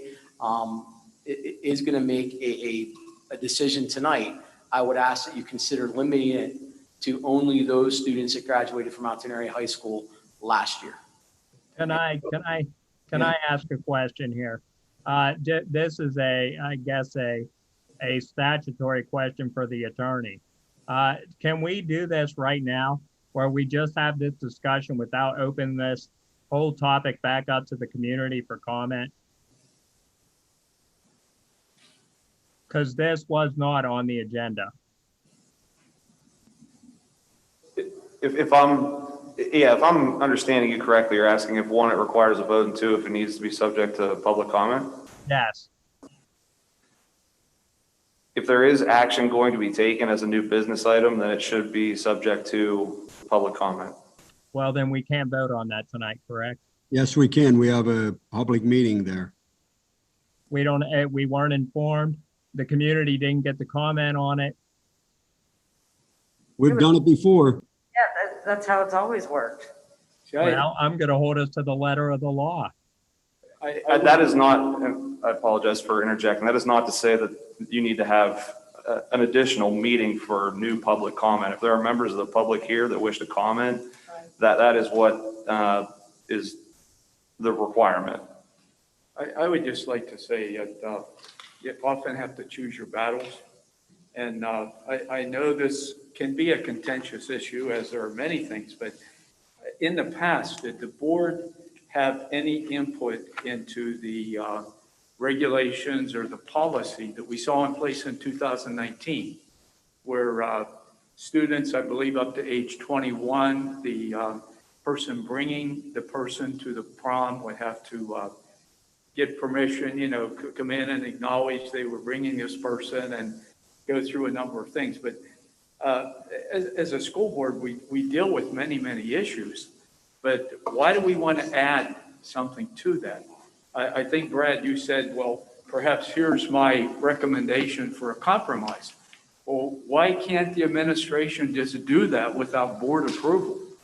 Why do we need board approval for a student activity that the administration has always been responsible for setting the rules and regulations? I would think if this was my daughter bringing somebody, it would take my approval for them to bring the person to the prom. And I think if the Savinos are comfortable giving their approval, that's a big plus. And if the administration is comfortable in coming up with certain caveats. Well, they can't be over 21 and they have to be graduates of 2020 from the Altoona High School. You know, things such as that. It becomes then an administration decision, and it removes us from politicizing this because it shouldn't be. It's a fun event. It is something that kids will always remember, and it's something that boards, when you get involved, it gets politicized, and we don't need it to be that.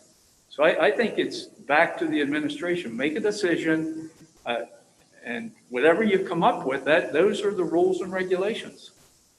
And if you hear people saying, well, yeah, you're denying kids who didn't get to go to a prom last year and they want to go this year with their girlfriend or boyfriend, and you have things in place, I think anybody who would disrupt, whether they're 16 or 20 or 21, you would remove.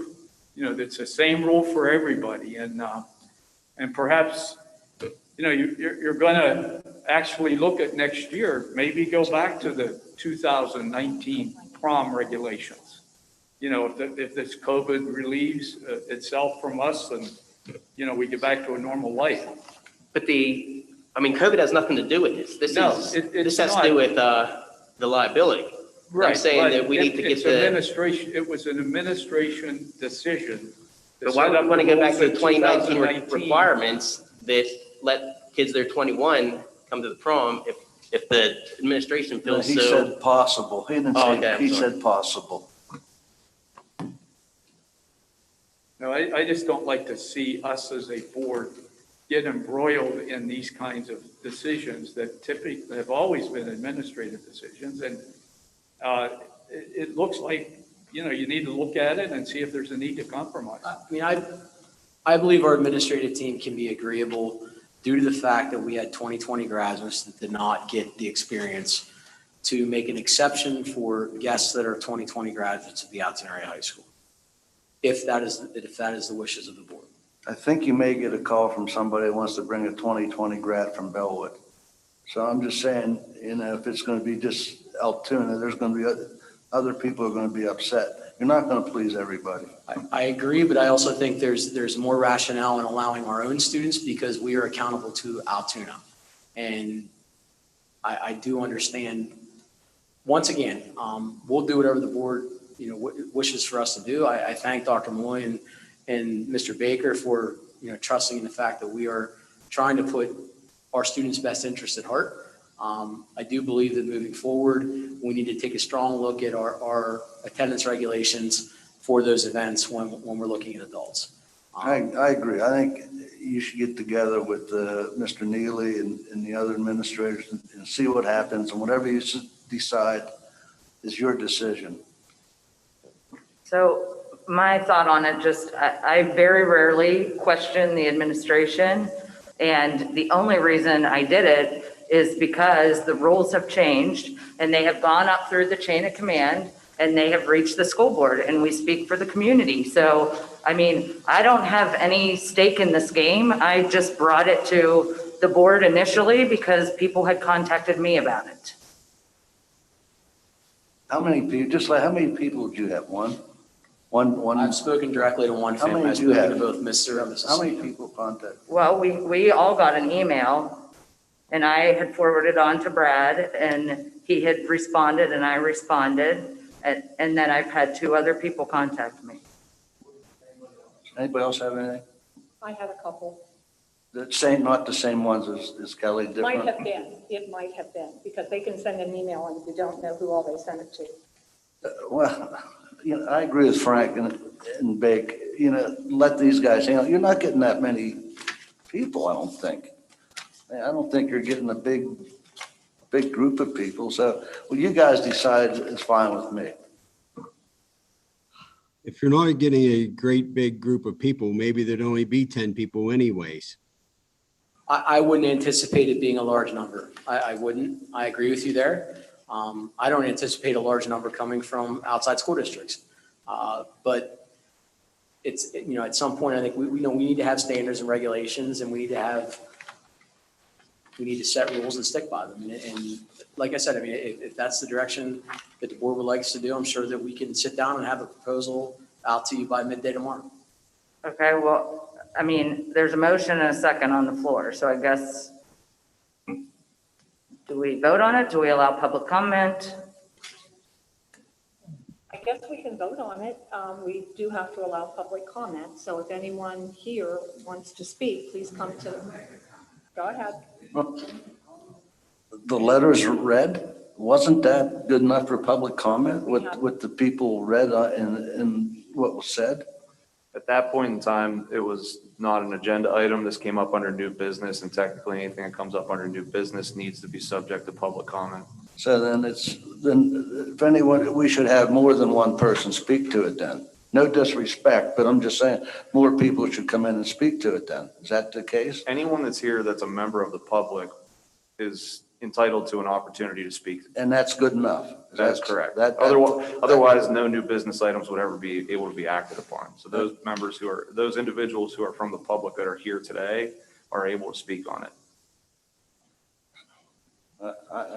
If it is the desire of the board to have additional public comment to those individuals who may not be present, then it can be saved for a later time. However, I don't know what type of timeline you're operating with relative to. If we vote that this isn't a board, let the administration handle it, do we need public comment on that? She'd have to pull her motion. That is correct. As Mr. Hatch indicated, we have a motion and a second, so technically it's on the floor, but if that were the direction that the board wished to go in, which you were indicating, then no. So we'll have public comment if we're going to have a vote. Is that what everybody wants to do? Comments? Well, if they're not going to pull the motion, then that's what we have to They would have to pull do. the motion, exactly. Right. And I don't hear that happening, so I guess we get public comment and then do a vote. Okay, we're going to go forward with public comment then. Go ahead. Okay, now, why do you want to punish these kids? I mean, they went through hell last year and everything, and you had this sweetheart up here and this fellow behind me. They made letters and everything. Don't punish these kids. I mean, simple. Everything is legalized. I mean, you're liable for anything, So what? You're not going to have a boatload of people coming in. Mr. Hatt said there was only one that he had personally, right? One. And then the Mrs. Earl and Adams there, you had a couple emails. So, I mean, don't make it so hard. You're punishing these kids. Thank you. Please state your name. My name is Stephanie McGinnis and 3399 Juniata Gap Road. My question is, could you just set up a similar order that you're setting up for, say, a Bellwood student, where they would just have to submit certain things to be able to be approved to be a guest? I know my husband was a year older than myself, and he attended my junior prom. I attended his senior prom, and then he attended my senior prom as a student when I was a student. So could we just set up a situation where they just follow the same protocol? And if a situation would arise, rather than school district police or code of conduct, could they just be, call the police, just as if they would be disruptive at a sporting event, you could just call 911? We could, and obviously the goal is to try to avoid having police at your event. Right. The difference there would be is that when we allow other high school students to come, there's a verification process because they're current students as to their status within their school. So if they are in good standing at their school, which is what we do require, administrative sign off that they are in good standing, not on probation, not permitted to go to events at their own school, that there is a vetting process there. With an adult who's not in school, who are we asking? Yeah, I mean, I'm just suggesting that if you could come up with put their heads together, come up with a way that they could be approved to do that. And the one thing that I would look at is similar to what we do now with adults that are engaging with our students would be a clearance process. I want it to be as formal and as legal as possible. That way we did our due diligence in making sure that there are no issues with that student. That would be the only thing that I would recommend, that if we looked at, any type of approval, that would be a requirement. That would be a piece of it. Okay. That was just my suggestion as a parent, thinking that maybe there could be a solution. Thank you.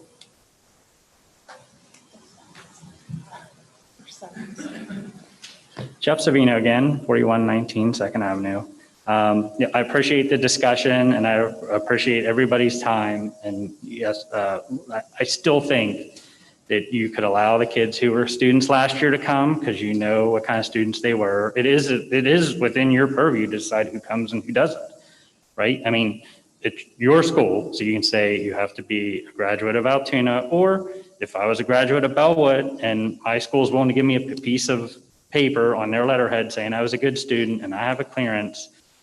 I mean, it isn't that many people, right? I mean, some people didn't call, some people, they used to say, are afraid to say anything if they work for the district.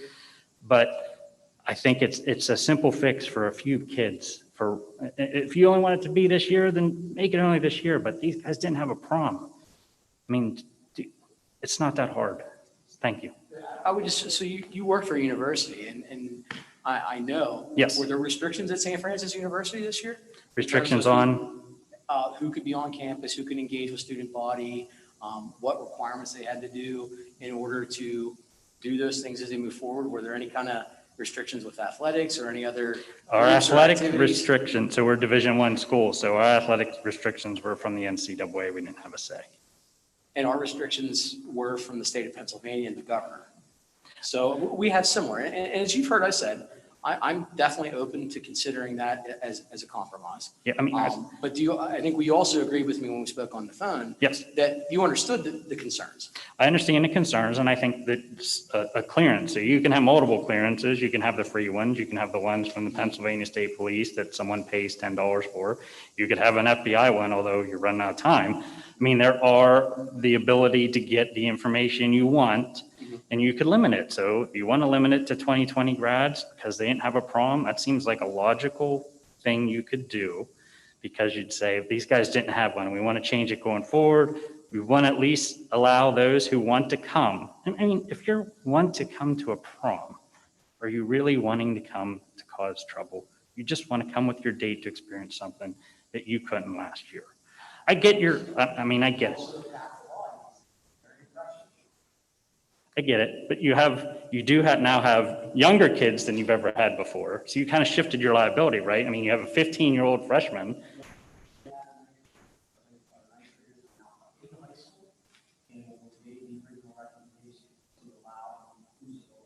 Right. And I'm fine with that, but I'm just saying, if you ask a normal person, where do you think there's more liability?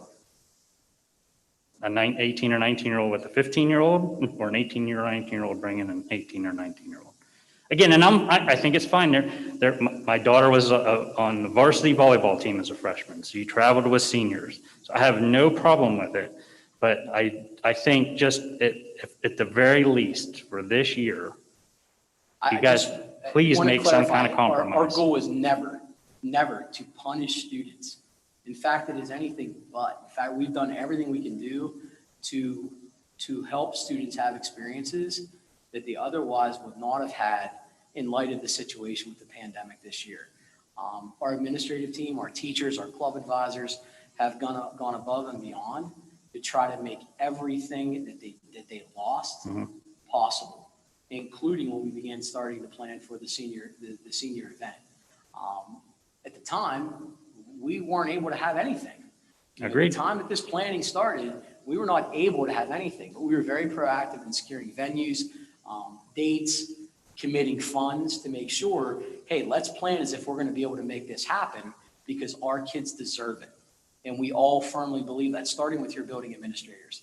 You know, Mrs. McGinnis's husband being one of the primary ones. Absolutely, it was very helpful. Nothing, but go out of their way to try to plan to give these kids the experiences that they deserve, and we'll continue to do that. I agree, and I think it's just one more little step that could make the difference. And I would say, though, that there was over 200 signatures on that Facebook campaign.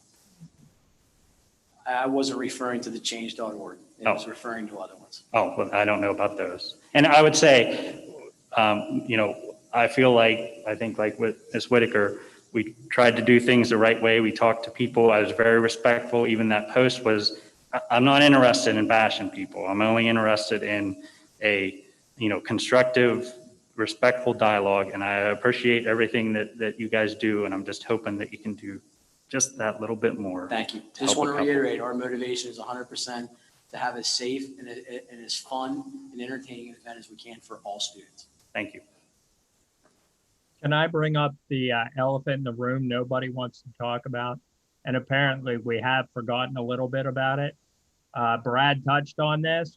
I don't know if everyone knows this, but this pandemic is still going on. We have no idea where we're going to be a couple months from now. Have we taken that into consideration? We're still taking public comment. Yeah, don't cut me off. You're cutting them off. Go ahead, ma'am. Please state your name. Kylie Civiello Lynch, 111 First Avenue. My question is, I know one of the things you said is about accountability for somebody who is not an Altoona student. When I was a senior in Altoona, which I know was a little bit ago, but there was a criteria to take somebody who was not a senior. Was there a criteria in 2019? Our criteria was you had to be 18 to 20, you had to have a diploma from whatever school you graduated from. If it wasn't Altoona, you had to have some form of letter from your school, and then the student of Altoona had to sign a waiver that they were taking accountability for who they were bringing. Were you talking two different things? Because I heard 18 to 20, which would be you wouldn't be communicating with the school to get any kind of verification. They had on to that go guest. back to their high school. That's meaningless, to be honest. If they're Which is graduating fine, a but year like I ago- said, the student, like me, I brought somebody who was 19. They were graduated the year before me. Right. I had to sign a waiver that if they did something wrong, it came back on me. There was the potential to not walk at graduation, things like that. Which That of course would that mean be I very wasn't going to difficult take to somebody punish that, someone for someone else's actions, even if it was their guest. I mean, it's like I'm vouching for that person. I understand what you're saying. Mhm. I think we live in a much different age now in terms of the litigious nature of society Mhm. and, what possible ramifications there are in those scenarios. And honestly, I want to think about our student body and for the district as a whole, our community, in terms of what potential issues could arise in a Right. situation where there would be a problem. I'm talking worst case scenario. Mhm. But that's potentially hard. We have to think that way. We have to think that and I can't discriminate against Well, and I someone do who wants agree to with the bring someone clearances. from out of state versus someone that wants to bring someone from Bellwood. Mhm. Then we run into issues of, well, you're discriminating against someone because of where they live or because of where they went to school or didn't go to school, if they dropped out. So make it a requirement that they have to be a high school graduate. I think we run into issues there as well. which it was Depending for on me. what Yeah. it may be. But I completely understand, the questions and the comments. And once again, I want to reiterate, our motivation is 100% trying to provide a fun, safe event for our students. And if limiting 2 students of the Altoona Area School District is the best way to do that, then I'm a proponent of that. Yeah, and I think that Yes. is a great idea. That's it. Thank you. Please state your name. Kelly Whitaker, 531 53rd Street. I'll tell you, I came this evening absolutely not with the intent to speak. I came to support my daughter. What I've seen in her this year is a lot of disappointment. She's really persevered. I couldn't be more proud, just like the other parents that are here tonight. But she really hasn't had much passion this year. And I came to support her because I'm so excited that there's something that has lit a fire in her. I'm glad that she's got to learn the judicial process. She did get to talk to Mr. Hatch, and he was wonderful, and having communication back and forth with her. She went to her principal, amazingly supportive of her. It's a shame that the world that we live in has come down to liability and worry and a pandemic. But that is where we are, and these kids are excited, and I'm thrilled for that. I do know, and again, I have a great kid. She has a wonderful boyfriend who graduated last year who didn't have a prom. who's at a successful university, who has his immunization, and is also tested for COVID like 2 times a week. I don't think we're looking at a huge number of kids that this is going to impact. And again, I do have something at stake. I would love for these kids to be able to bring their 18-year-old dates that are good kids. Not every kid is a good kid. We do live in a world of risk and liability. I am very understanding of all of the different things, but I would just ask that you do try to remember what it felt like to be 18 years old. And we didn't live in a world that was nearly this complicated. We didn't have to worry about a pandemic or immunizations. So I just ask that you do consider that. I know there's so many factors, but just to really kind of weigh it out. Is it really COVID? Is it liability? These kids have been pretty beaten down this year. And I'm sure if we put it out to public comment, you're gonna have parents coming out of the woodwork about this. I feel like we've had so much just chaos and so many controversies this year. It's the prom. I hate to see us getting this worked up and all of us spinning our wheels about this when I don't know that there is a cut and dry answer. But I do thank you all for your time. Thank you all for the conversation and the effort that we've put into this. And just, again, ask that you try to look at it from that standpoint. I mean, to us, we're kind of over it. We're like, oh, it's just the prom. But this really is one of those things that, I mean, we can all look back and remember that day. So I just, again, ask you to kind of take that all into consideration when you vote. Thank you. Thank you. Anyone else?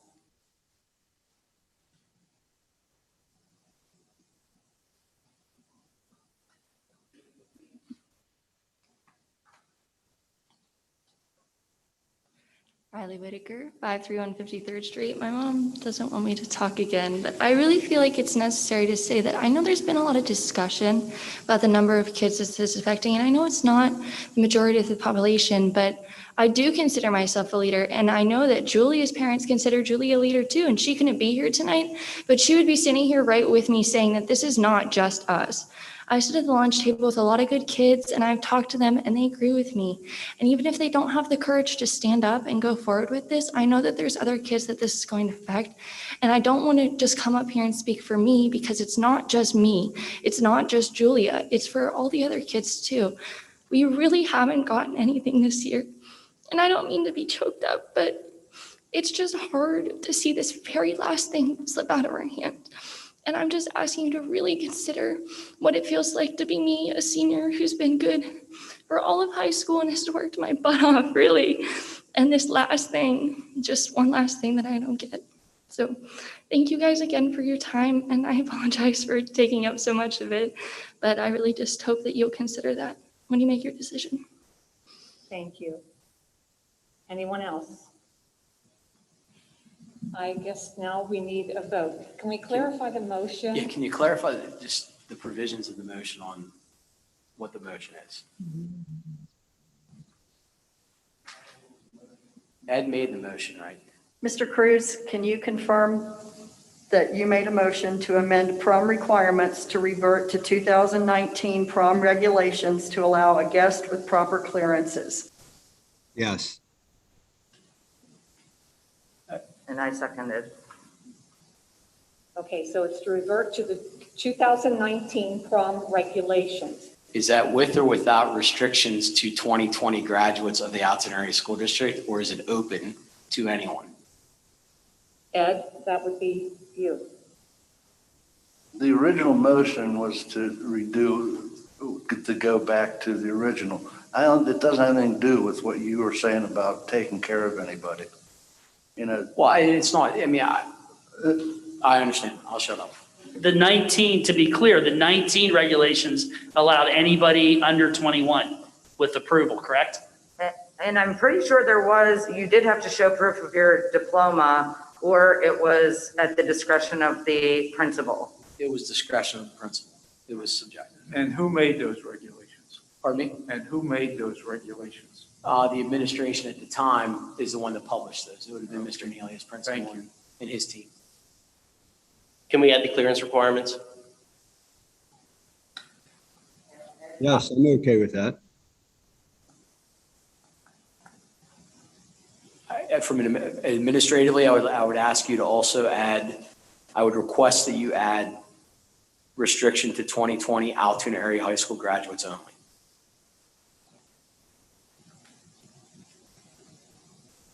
To only Altoona 2020 grads. That we would allow non-current students or students from other school districts if they were a graduate of the Altoona area school district in 2020 with clearances. And we would not ask for the paid clearances. It would be the voluntary clearances that they can get for free. So you want the clearances? I prefer clearances because I don't know what they've done in the last year.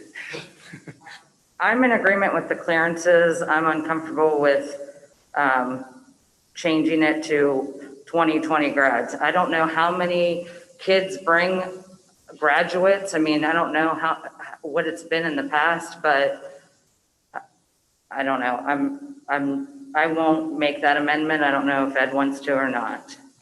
And the other thing I ask is I'm hearing a big motivation is that the 2020 class lost their prom and graduation, which is why I would be willing to entertain. I understand that. I feel that every school though lost their graduation. So that's why I was going to leave it open to 2020 grads, but of local schools.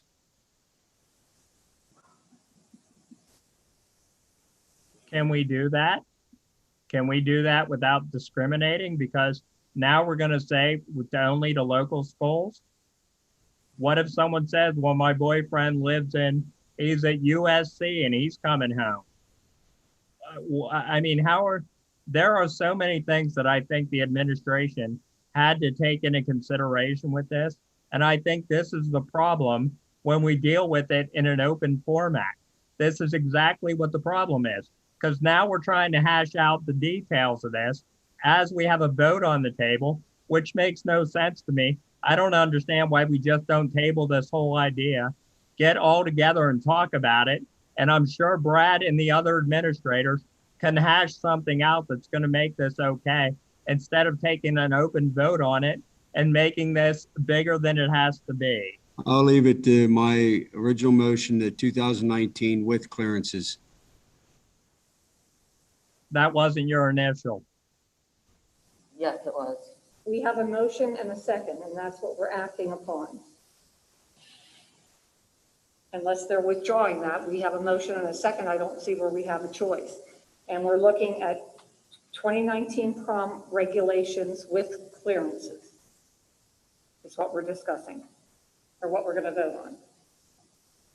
Okay. Is everyone ready to do a roll call vote? Mr. Hoff? Yes. Mr. Hoover? No. Mrs. Irwin Adams? Yes. Mr. Johnston? Yes. Mr. Cruz? Yes. Dr. Malloy? No. Mr. Baker? No. Mrs. Breen? Yes. Mr. Francis? Yes. Passes 6-3. Okay, so we're back to 2019 with clearances.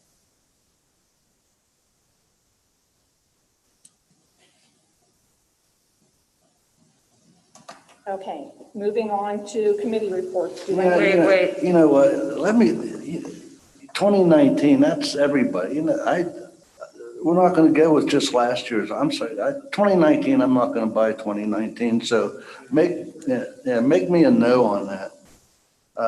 If it's 2020, I'd agree with not 2019.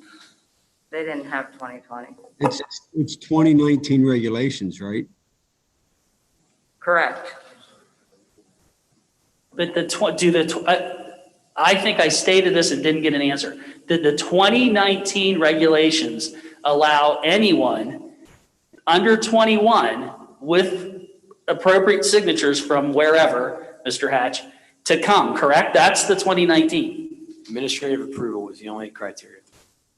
Okay, and so the motion that just passed was those regs with some kind of clearances.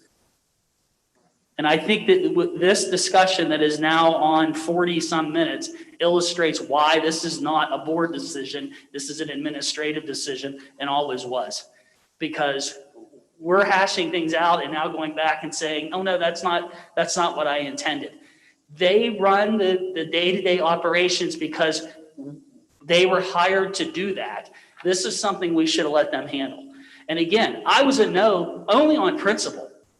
It's not, I do not think it is the board's discretion to make this call. I think that we have to trust our administrators to do that. So that's why I was a no. I just want to be very clear on that.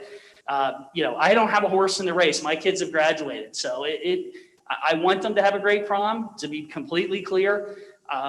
But my no is because I think that the administration should be making this call, not us. I think we're getting into micromanagement territory. I agree. I agree 100%. And yeah, and in all honesty, I wasn't thinking, and you're right. It's not it's Brad's decision. We're going to have a can of worms, guys. We're going to have some problems.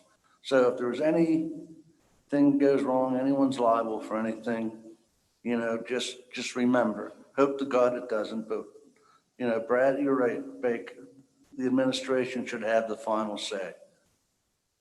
And it sounds like you do, because even if a parent approves, so-and-so going to the prom with their son or daughter, they have to fill out the proper paperwork, and the administration can say yes or no. And I don't know. I agree totally with Mike that this is just something that school boards shouldn't be involved in. That this is an administrative decision. That I don't know. I just think we're opening a new can of worms. Is what we're doing. Okay, moving on. Committee chair report. I had something else for new business. Okay. Sorry. Sorry, that's okay. I told you I would. Okay. I would like to make a motion that we approve the increases for the ASME group, SPOP, and I guess SEAs. They're the three groups that haven't gotten their raises yet. I'll second it. Okay. Do we have to have public comment on this? I think you do. And didn't they take a freeze voluntarily and extended a year on their contract? Correct. So I don't understand it. I don't get it.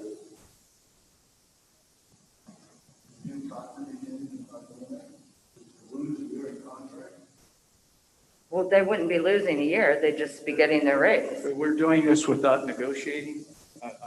Is that what you're saying? Yes, it was a So we're just proposal. going to grant money to employee groups now? We're good stewards of the money of this community by doing that? Well, it was made as a motion when we approved the teacher increase, and we asked to see the budgetary impact, which we never received, and I think they deserve their raises too. Well, everybody, you could argue, deserves a raise, but yes, the teacher association did vote on that proposal. In fact, they presented it to us. We as a board voted on it, so it made it negotiated.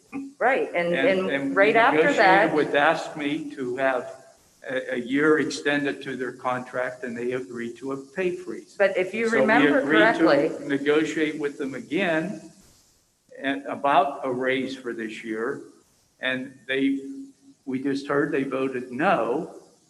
So we're still negotiating with them. Why are we just giving raises to people without negotiating?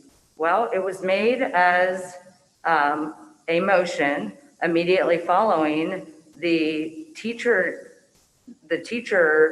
vote, and we were to receive the budgetary impact, which we never received. So I'm bringing it back up because tonight we approved the retroactive salaries for other compensation groups, and I think these people deserve it too. So without the budgetary impact, you're willing to vote on that without seeing the actual numbers? I'm just making sure I'm understanding correctly. If I'm understanding correct, we've had a month to receive the budgetary impact and haven't. Right, but the fact of the matter is we haven't, so I can tell you I wouldn't vote without seeing those numbers. In fact, I think I'm the one that asked to table it at the meeting with the teacher raises, if memory serves me correct, because I said I want to see the numbers. You're right, we haven't seen them, but I think we're just making up a number and saying yes. Okay, We can't do that. Well, wait, I've got to weigh in here. They've had them. No, Kelly, hold on a second. Think that's adequate time? I'm not questioning that, but my point is, whether they had 2 weeks to get us the numbers, a month or 6 months, we don't have the numbers. So we're So as kicking the Dr. can Malloy down the mentioned, as road. being stewards of the taxpayers' money, how would we just blindly say, yes, let's give these raises? I don't know what the number is. I don't know if it's $20. I don't know if it's $200,000. Well, let's ask. Have you guys come up with the numbers? Dr. Prieto? Isn't this all mute because we have to have public discussion? You know. Well, we don't have any representatives from those groups here to No, speak to so- us at all. So let's just wait. I mean, we have to have somebody here from those groups. Maybe they don't want to extend it. Maybe they want to keep their contract the way it is. I don't know. Who are we to say? And are we voting, if you vote no, is that saying we don't want to give them a raise? I mean, are we negotiating here as a board without the union present? I mean, and do you do that in public? Or do you do it in a private meeting? I mean, this is all convoluted, and I'm not in the office like you, Kelly, so I'm going to tell it like it is. Telling it like it is too. We discussed it, Dr. Malloy, at the last meeting. We haven't received the numbers. I think it's valid to bring it back up at this meeting. I have people, tons of people reaching out to me from these groups. I can't imagine that none of you have anybody So reaching they're out to you. negotiating with you. No, they're reaching out to me to see what has progressed since the last meeting. You Camilla. tell them check with their union representatives. Yes, sir. Please pull up the memo. Do you have what you sent me? I'm looking. I'm trying to find it. I think that's very disappointing that I'm getting questioned because I'm running for office on what I'm bringing up under new business. Can I please weigh in here? I've got a question. Now, when I remember the vote on the teachers, when we voted to extend or do the back pay issue, I'm curious if I remember this correctly. Kelly, how did you vote on that, teachers getting that contract extension? I voted yes. Ed, how did you vote on that? I voted yes with the hopes that other people got their back pay too. How did you vote on that, Sharon? You talking to me? Yeah, I believe I voted no. okay. Just want to make that clear. Why are you addressing only 3 of us, Mr. Hoover? Well, because I know how the other ones voted.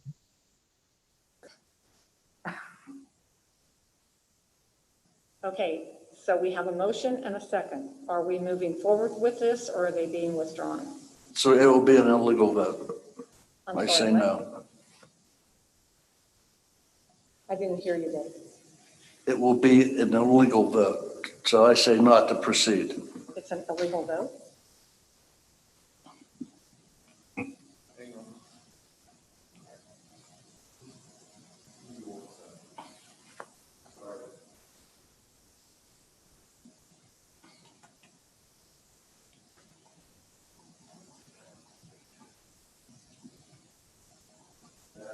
Organize yourself in three.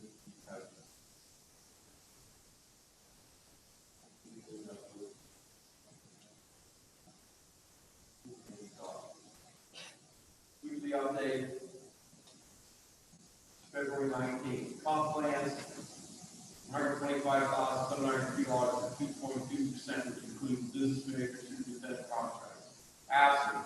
$121,648, 45 cents per hour, contract expiring 2021. This is actually a 4.75 increase. As follows: $14,885, 2.2% contract expenses, expires August 2021. SEA $35,468, 2.2% contract expires August 20. Total $297,702. Sent to the board on February 19th.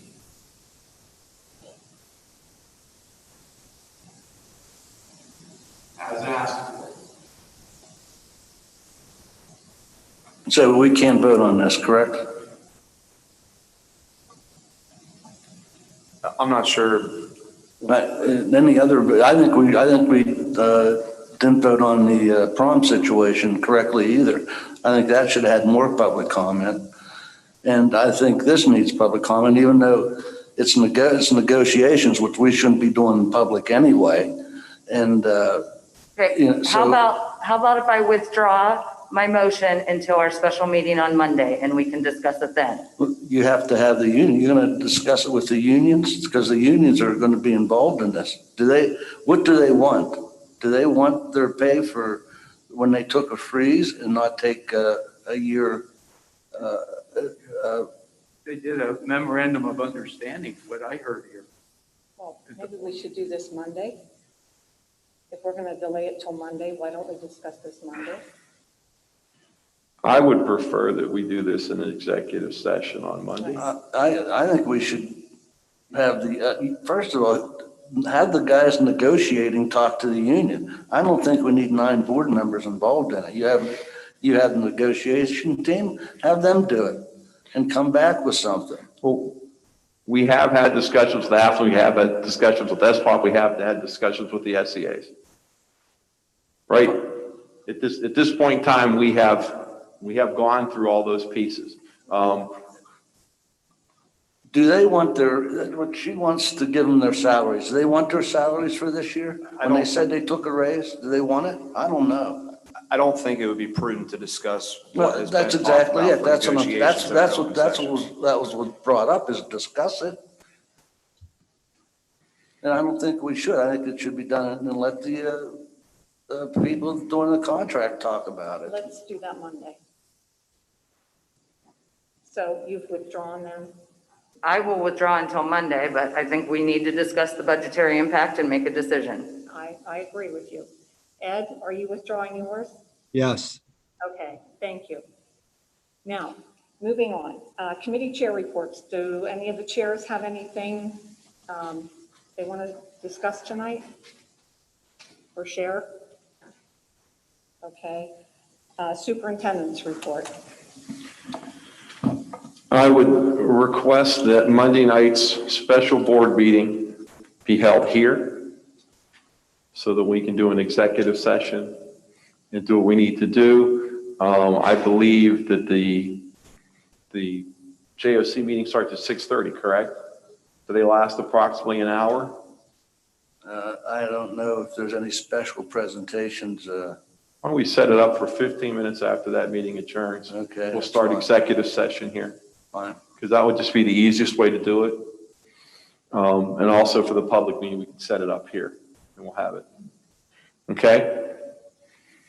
It's an executive session, not a public meeting. There'll be a public meeting after to vote on 3 topics. Okay. Because we're finalizing some pieces of the healthcare contracts that we were going to need a vote on, which was the reason I was going to call the meeting to begin with. Then we have a personnel item, and likewise we have this negotiations items. Okay. Anything else from the superintendent? No, just want to thank everyone for their support of the district. Thank you. Okay. Thank you, everyone.